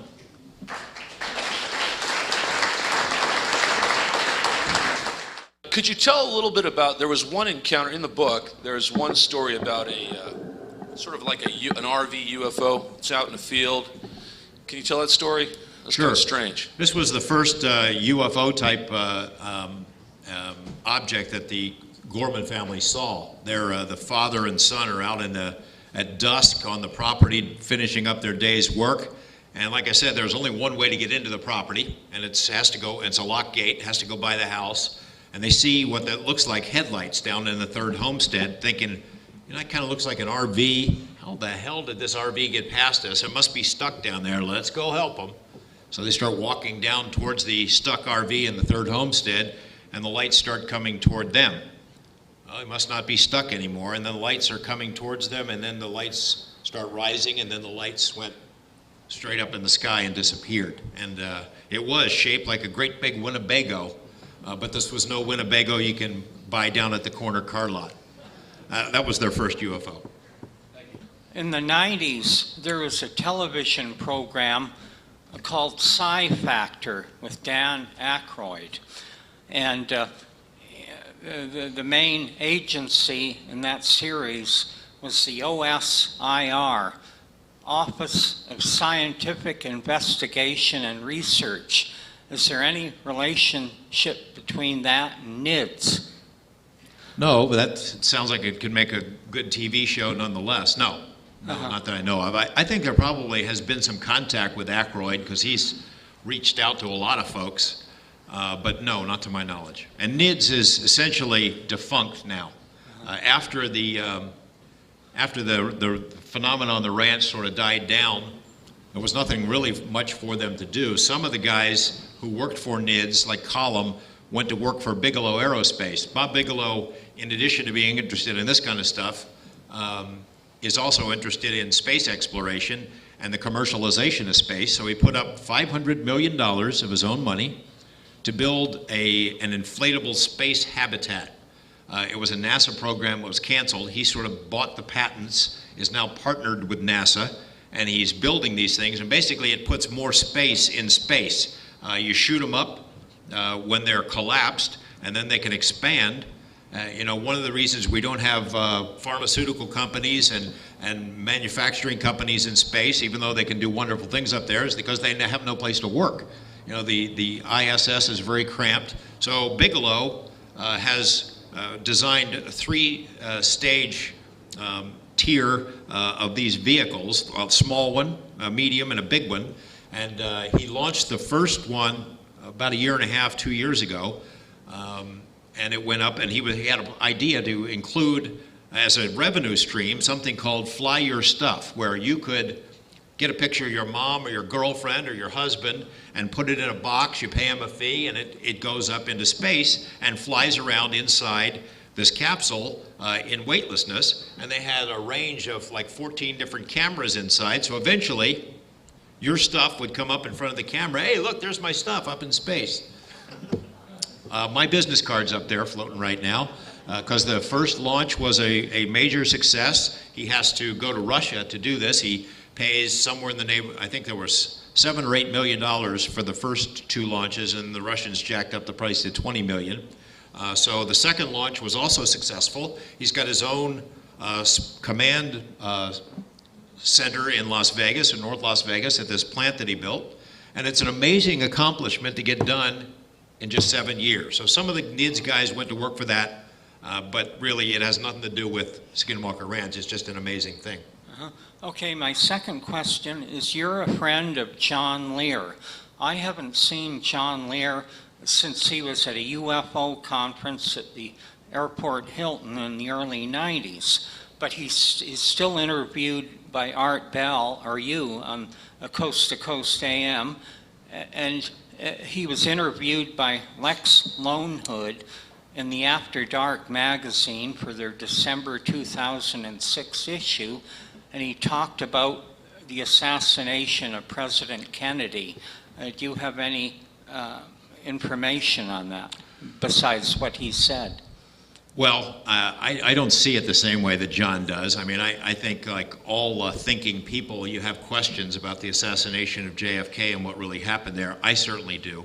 John, when I told you that I started UFO stuff 21 years ago, it was with John Lear. Yeah. He had run for the state senate in Nevada, had a certain amount of credibility because of his family, Learjet, all that stuff, and he had helped my TV station break the story of the existence of the stealth fighter.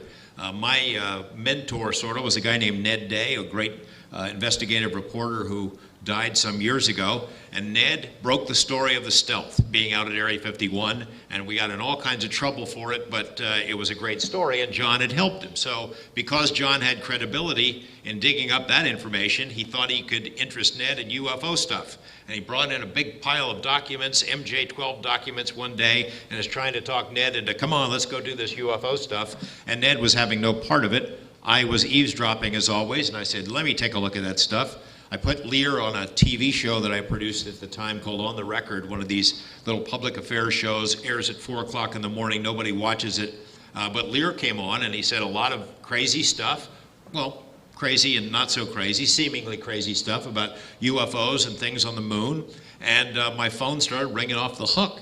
And I had him on again, and it was an even bigger response. And I had him on a third time with a guy named William Cooper, much to my eternal shame. And they talked about the JFK assassination and some other stuff. And good gosh, the phones are ringing off the hook. I'm getting all these letters and inquiries, and I realized at that point, because of John Lear, that this subject touches the pulse of the public in a way that I had never understood before. And I owe him a debt of gratitude. But that said, I do not see eye to eye with John on everything. I think John likes to pull people's chains on a lot of things. He believed at one point that the driver of the limo in Dallas is the one who turned around and killed John F. Kennedy, and I don't think the evidence bears that out. But I talked to John a lot. He's doing well. I think he left the UFO field for a while because his wife told him he'd better or he's in big trouble. Uh-huh. Yeah. I'm serious. Yeah. Okay, thank you. Sure thing. Hi. I was wondering if you knew if the NIDS team took any EVPs either on the property or in the house, electronic voice phenomenon? Not to my knowledge. No, it's a good idea. I think that was one of the things that was on the list of things to do. Right. Another thing that they wanted to do is remote viewing. They had a couple of the best remote viewers in the world who said, hey, take a look, what do you think? Right. And they looked at it and said that there was an area that was very disturbing to them, again, underground. But I think there was a plan to get ground penetrating radar. That was one of the plans along with that EVP thing. That never got done. Because I figured if whatever this entity was had spoken through that physicist, that would be a great way to try to communicate with them. Yeah, that's a great idea. I also know they had an idea to try to capture the musk smell, and they were never able to do that. It'd be in one spot, they'd get ready, and then it'd be gone. That's a great idea, though. Ideas for a return visit, then. Well, thank you. Sure. Hi, Mr. Knapp. Thank you very much. You came to my attention when the Bob Lazar story broke. I really would like to know, first of all, if your final impression of Bob was that it was a legitimate story, and do you have an update on what's happened with him? Bob has been living in New Mexico for the past couple of years. He opened an online scientific supply business. I think it started with him going out into the desert and finding uranium pellets and putting them on eBay and being amazed at how many people wanted to buy them. So he started selling those, and then he started selling beakers of this and pieces of that, and all of a sudden it turned into a very successful business. The last time I knew, he had 4 or 5 employees who were doing this stuff all day long. If you may recall, as we were talking earlier today on the way over here, when the story broke about the Russian spy who was killed with polonium, remember that? A year or so ago? Turns out that when people, journalists like myself, wanted to, hey, let's go on the internet and see how you get polonium. The first guy you show who sells polonium when you go on the internet and run a search is Bob Lazar, which some people interviewed him for this story about what polonium is, and then I think only later did they realize that he is Bob the UFO guy. At the moment, Bob is moving to another state, he and his wife are moving to another state. He's been working on a system for a hydrogen car, and his cars, he's got a Corvette and an SUV that he rigged up to run on hydrogen, hasn't bought gasoline in 5 or 6 years. And the Bob Lazar twist on it is he built a 30-foot long particle accelerator at his New Mexico property and somehow uses that to create some hydrides that make it easier for people to make their own hydrogen at home as opposed to buying it in some hydrogen store somewhere. How do I feel about Bob at this juncture? Well, it's not an easy question to answer. Another subject that we were talking about on the way over here, the thing is there are some weaknesses in the story, and the very first public presentation I ever made about it, I brought it up, and that namely is his educational background. I personally don't believe that he went to MIT and Caltech. But I rationalize it this way, is that Bob wouldn't be the first person to lie about his educational background to get a good job, and boy did he get a good one. Some people can't get over that. They can't get over that he lied about it, and I've given the opportunity as a friend to go ahead and talk about that and admit it, and he hasn't taken that opportunity and doesn't really want to get into it, and it bothers me. But I don't throw the baby out with the bathwater, and for the simple reason that I lived through a lot of this stuff. This was a very weird time when this all went down. It was weird. We were being followed around. Our phones were being listened to. There were threats on people's lives. This stuff really happened. I know at KLAS TV, after we revealed who Bob was, and it was the most highly rated program we ever aired in Las Vegas, and caused quite a sensation. And all of a sudden, I started getting other people who had worked at secret bases offering to give me information, and they would call me at the station, and 6 of them one right after another, were visited by agencies, different agencies, who told them to keep their mouths shut. There was a guy who, there was a woman who worked in the local judicial system in Las Vegas. She worked at a courthouse, and a cop who was a friend of mine told me about her and put us in contact. She had been a secretary for a company called Holmes and Narver, which was a big defense contractor out at the test site, and has always had a presence out at Area 51, and had told her friend that she sat in on these meetings where she was the stenographer or taking dictation, where these military officers and contractors talked about the Roswell crash and saucers and alien beings and all this stuff. She typed it up. Well, she was under security clearance, told my friend, he told me, I contacted her, she agreed to meet with me and talk about it off the record. Very next day, she's visited by two guys, security detail from her former company. They reminded her she was still subject to her security oath, and then they added this little cherry on top. They said, we know you travel back and forth to LA, and you and your daughter travel back and forth to see each other. We'd really hate for something bad to happen to either one of you out there in the desert. And she's never talked to me. It's, you know, it's a lot of years later. She still won't talk to me. There was a guy who worked for our TV station as an engineer who had been at Area 51 before he worked for us. And he had told me the story years before about seeing a saucer-shaped object under a tarp in a hangar out there. And as I'm working on this series, he had moved to a different city. He was living in Seattle. Through a cameraman I know, I contacted him. I said, hey, could you give me this interview? I just want to ask you about it as another added piece to the puzzle. And he said, sure, I'll do it. Just black out my face. Fine, no problem.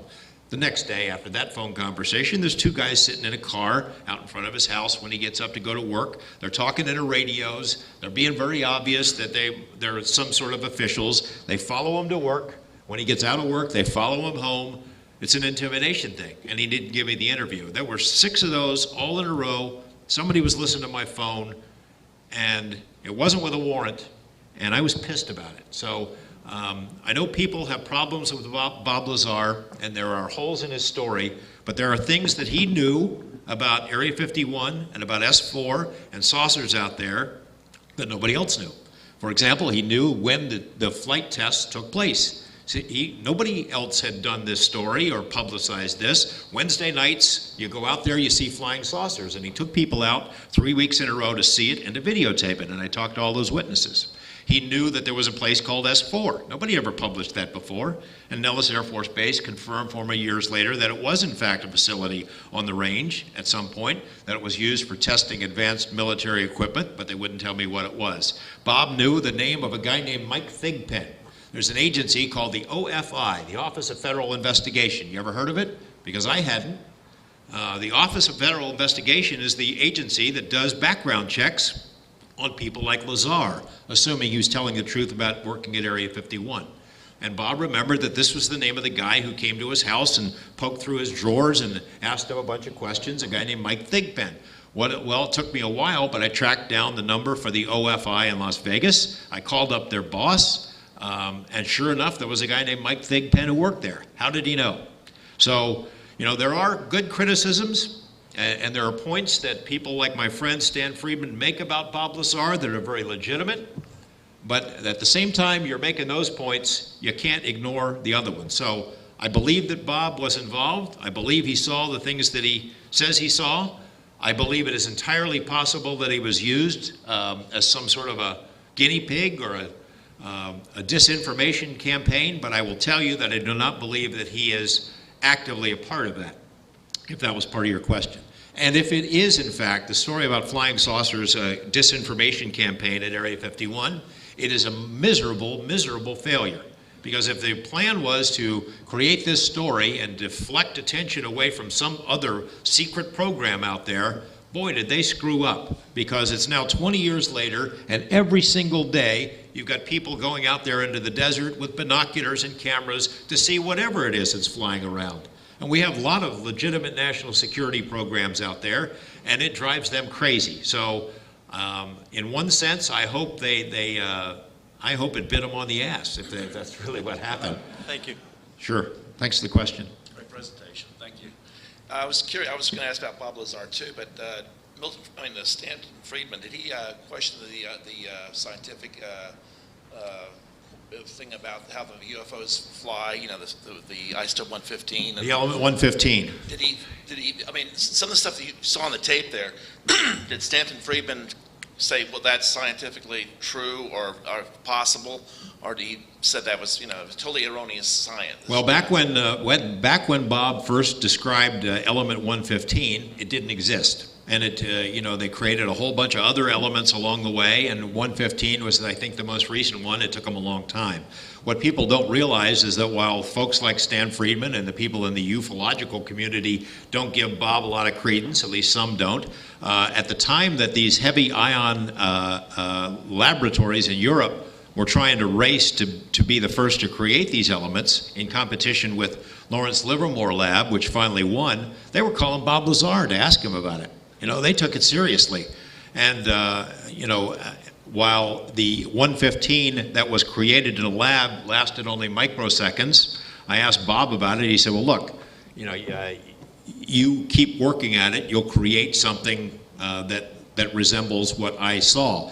I will also remind you of this, is that Bob originally said before 115 existed on this planet that he did not believe it could ever be manufactured, that it had to come from some other kind of star system where, and I'm no physicist, binary star system where heavy elements like this would be natural because it would take so much energy to create it. I will tell you this, is that he had a chunk of it for a while. And I know that people have a hard time believing that, but they had what's called a cloud chamber where they did these experiments and they put this smoke in this little chamber, and it bent. I mean, it moved toward this chunk that was encased in a lead disc. And to add just one more little piece to it, when Bob thought he was going to be taken out, he had people threatening to kill his life, they shot out his tire. I came to his house one night, he had an Uzi peeking through the windows. I mean, he was spooked, and it was real, because they would go into his house, they'd open up all the doors and windows, they'd write on the blackboard or erase what's on his blackboard. He would drive to, like, the gym with a friend of his. He was carrying a gun in the glove box. He'd come out of the gym, both the doors are open, the glove box door is open, the gun's sitting there, just messing with him. So when he thought he was going to be taken out, he had that disc with the 115 sitting in front of his particle accelerator, ready to crank it up. Now, I don't know what the effect would be, but Bob seemed to believe it would have been one heck of a bomb. Now, I don't have any chunks of 115. I can't prove it. Bob doesn't either, to my knowledge. So it may be a very long time before we find out if Bob or Stan was right about this question. Yeah, the second question, the follow-up question, was he claimed that they came from 30 light years out, these creatures, and in that they were, what, 25, 30 pounds, and they can travel here, you know, in vast distances and bend time and space, you know, from point A to point B, like a gravitational pull of some sort. Did you see anything like John Lear when you talked to him? I mean, is John Lear, how credible is he, or is he kind of a way out kook? Well, I don't want to be too harsh on John. I did say earlier that I don't see eye to eye with him on everything, and that John, I think, does sometimes say things that he may not believe for effect. I think there's a misconception about his relationship with Lazar, because Lear had a relationship with him almost by accident. A lot of folks figure that Lear is the puppeteer, that he created this whole scenario, and that he controls Bob, or is some sort of a mentor or professorial kind of a character in Bob's life, and that is just not true at all. Bob and John get along sometimes, and sometimes they don't. But it's Lear who I think has exploited his familiarity and his relationship with Bob, and has got some mileage out of it. Bob doesn't see it the same way. I don't know if am I answering your question? Yes. John's a good guy, and I owe him a debt of gratitude for getting me into this field and for helping me with some very solid documents in the early going. But, you know, we don't see eye to eye on everything. And one last question, did you ever see any strange things out there, Area 51? No, it's sort of like Skinwalker Ranch. I'm kryptonite when it comes to weird stuff. I never get to see anything. I've been out there 80 times, sitting in the desert and avoiding security guards and tripping over dirt clods and watching out for coyotes, and I've never seen anything. Okay. Thank you very much. Sure thing. I loved your book, by the way. Thanks. Oh, And I love your work on Coast to Coast, Sam.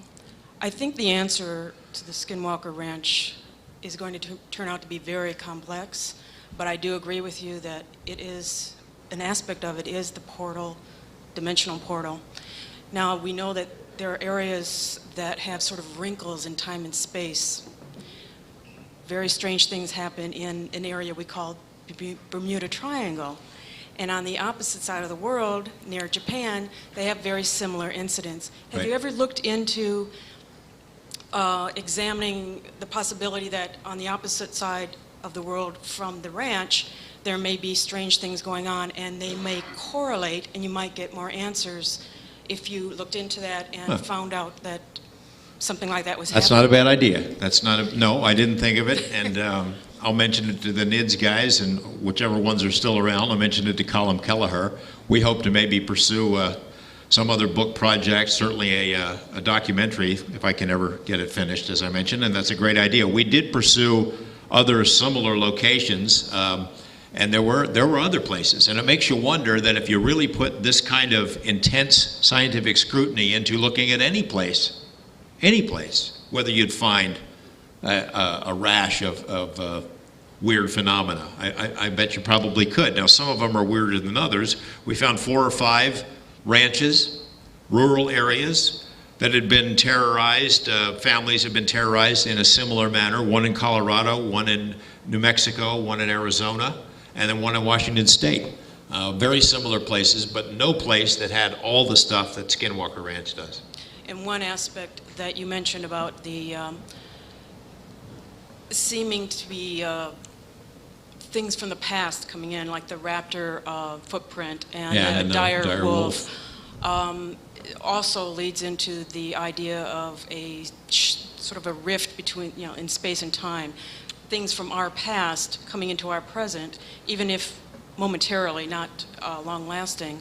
Yeah, it makes my pointy little head hurt thinking about that stuff, but yeah, exactly. And again, all little pieces suggesting that the big picture is so much more wondrous and mysterious than we've figured out yet so far. Yeah. So no, you have no idea when your documentary will be coming out? It's sort of on hold right now. I mean, I've got enough stuff shot for it probably, but it's just sort of a promise I made to Bob for the time being, and he just doesn't want a whole lot of interlopers on the property right now. I'll just tell you this, is that since the book came out and we were worried about it, there's just been absolute knuckleheads at the property. They gather up by the front the gate there and have parties, and there are piles of beer bottles, and they'll break them, fast food wrappers, get drunk, smoke joints, just have a little UFO gathering out there. A lot of them decide to go onto the property. It's clearly posted all over the place. They'll walk down it in the middle of the night, stumble around in the darkness. One of these days, somebody's going to get shot. But they'll go up to the house. There's a couple of people who live there and care for the property for Bigelow, and they'll peek in the windows at midnight and take flash cube photos and just be complete jerks. So now there's 24-hour security on the facility. The cameras are gone. The scientific equipment is gone because I think there is an interest in maybe inviting this thing back. Hey, we'll put down all the weapons here. Come on back and see if that works. Hasn't exactly yet, but there's time. Thanks for all your hard work. Thanks a lot. Look forward to your interview with Stanton Freeman. Yeah, me too. With all due respect to Bob Bigelow, it seems like we could be reinventing the wheel. Like Area 51, I think the black budget, trillions of dollars, and how many years since World War II. Do you have an opinion on how much might have been, whether it's saucers or what have you, how much might have been developed under a black budget regime that simply is being kept from us? And it's a little sad that others are forced, in effect, to duplicate what might already be. Yeah, like a space program, like maybe we had another space program. I share your suspicions. I don't have the answer, but I will address your question this way. Back in the, right after the Lazar stuff broke and it made international news. And you might recall a lot of people made fun of me and little green hookers from outer space when Bob got into trouble with the brothel and things like that. Every major news organization in the world has beaten a path to Area 51's door. They've all been out there, every single one of them. Every network, both domestic and foreign, have been out there. A lot of attention on Area 51. And because of that, it got the attention of Congress. And believe it or not, there are some people in Congress, powerful people who have been there a long time, who are interested in the kinds of things that you and I are talking about tonight. They have to be quiet about it because they want to get reelected, but they are interested, and they've assigned people to look into it for them over the years. And there was one particular guy who came out to see me several times and wanted to know about Area 51. So we briefed him on it and told him he has the highest security clearances. He ended up going in there and looking at places where we told him to look. And we shared thoughts about that scenario that you're describing. He believed and expressed to me that the reasons for the UFO cover-up was not some public panic or we'd freak out about aliens. It was being covered up because when it comes out, people will go to jail because they've lied to the public, they've stolen millions, tens of millions, maybe hundreds of millions of dollars from legitimate national security programs and put them into cover-ups and disinformation and crap like that. Could be that this stuff has been developed. This guy believed that perhaps it had not only been taken out of the military in order to have a further sort of a bumper between congressional investigators and the truth, but maybe it had been taken not only into private industry, but into foreign private industry, like, say, the Saudis, who could bankroll something like that and keep it secret out there in the desert sands.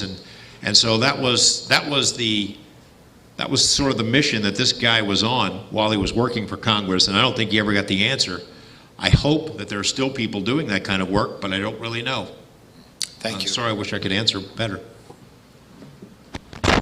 Have you done any kind of historical look back at the ranch, back to the Native American days, to see if maybe it was a massacre site or perhaps a sacred site that was violated with a curse launched?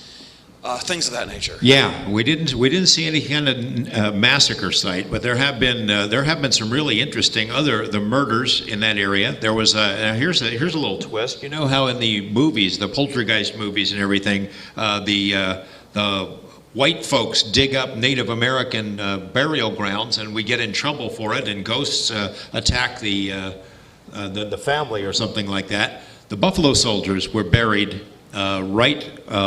what is now the little town of Fort Duchesne, which is 95% Native American. The Ute tribe lives there. And when they were building their houses, they dug up all these bones and scattered them all over the place. And they'd find little pieces of uniform and things of that sort. And there are those in the tribe who believe that the curse comes from that these guys, the Buffalo Soldiers, all of whom were sort of trained in the mystic arts as Freemasons, put some kind of curse on them. The real curse, though, the tribal tradition is that it came from the Navajo, as I discussed earlier, for all the bad things that the Utes did to them over the centuries. I know this, that on occasion, while Tom Gorman was on the property, he would find signs of little ritualistic stuff where an animal, like a raccoon or something, had been splayed open and nailed to the top of a tree stump, almost as an animal sacrifice to ward off spirits. I don't know enough about those legends to interpret that, but it did happen a couple of times. Something that occurs to me is that this may actually be stuff that occurred centuries. I'm not quite sure, but a time portal, not only a space portal, but a time portal might have been crossed, where rituals performed hundreds of years ago might be happening simultaneously now on that site because something was disturbed, something was violated or disrespected, and as a result, centuries are crossed, and a lot of stuff that happened hundreds of years ago is now simultaneously happening now. I like that idea. Thank you. I like that thought. That's really good. Oh, thank you. Yeah, I like that. Okay. I'm going to ask Colum about it. We'll look into that. Oh, thank you. Okay. Thanks. What's your name? My name's Julian, and I've studied a lot of metaphysical stuff. I meditate. I've done very heavy-duty meditation, right. Zen meditation. Well, thanks, Julian. Thank you. Thank you for coming, Mr. Knapp. Sure thing. My question is sort of like the previous gentleman. Did Mr. Bigelow, or has he ever brought Indians or, what do they call it, shaman? Shaman? To the property to, try and give a explanation of why this is going on and what should be done in the future. Well, that's good thinking too. It has been discussed over the years. You'll recall I said when NIDS first came in, they came in like gangbusters and brought all this equipment, and there were those who were on the board who said, this is a bad idea. We're going to scare this thing away. We don't want to go in like that. The people who had suggested exactly what you're suggesting. Let's try a more passive approach, non-technical approach, shaman, mystics, psychics. I think that they did have the remote viewers who looked at the property. I also got a group of remote viewers who looked at the property, and those results are in the book. But I think that Mr. Bigelow has seriously entertained the idea that if there were ever enough activity at the ranch to justify renewing some sort of an inquiry there, that is the approach that he would take, that it wouldn't be a scientific approach.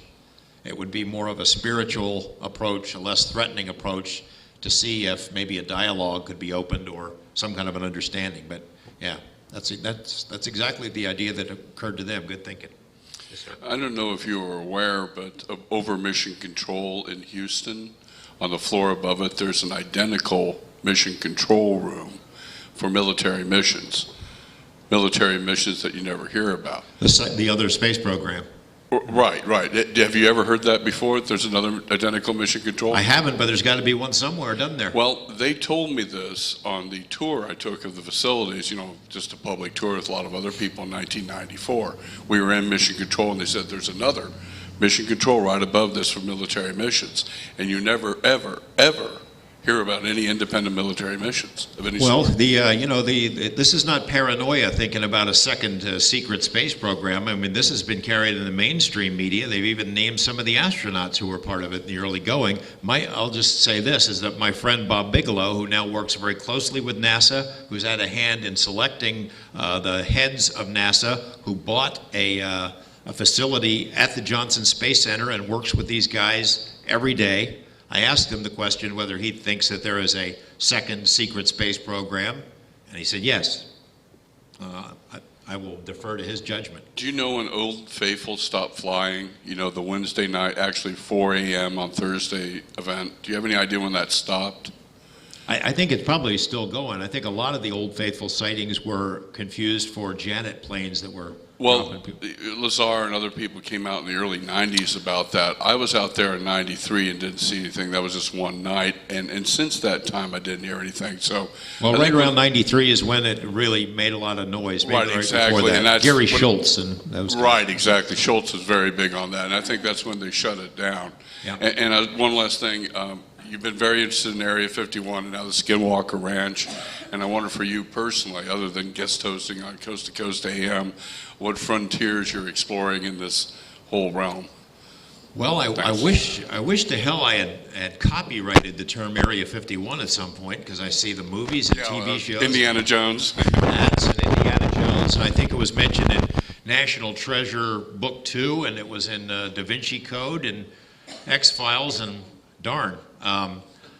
I don't know. I've got a possibility to do some, when I left Channel 8 for a while to produce UFO documentaries, and we had an idea of making them self-supporting and do a world-class job and make them really good, and then that would support more research and travel and things, and it worked almost. We sold, and I'll tell you how much, we sold like 100. We made these 3 UFOs the best evidence, and they're highly regarded even today, 10 years later, and we sold about $100,000 worth of them. Problem was we spent 2.5 times that much making them, so it didn't work. But I have hopes of maybe using all that material that we acquired back then, because we shot enough for 12 or 13 full-length documentaries, and a lot of it is still relevant. And I have some possibility of speaking to some folks while I'm here in Southern California about it.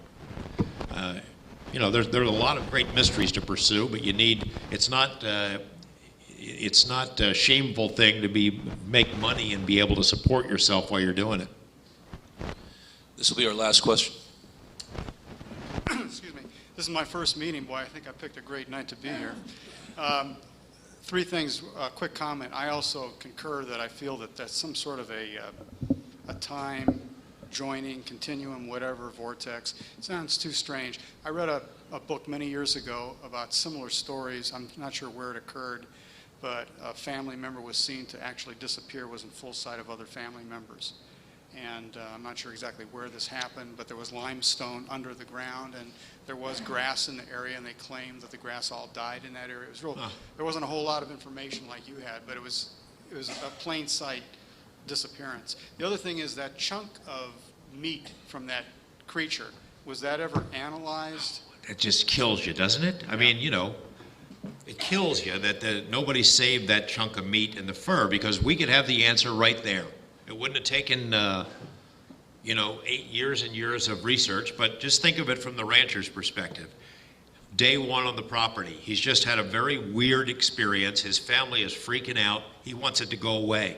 He's not a UFO investigator. He's not a Bigfoot chaser or paranormal investigator. He just wants it to go away. So that's what he did. He threw it away, and it kills me, and the NIDS people too. Hey, listen, this has been a lot of fun. I'm sorry I didn't bring the video, but maybe I'll be better prepared next time. And thanks for the hospitality. Awesome talk.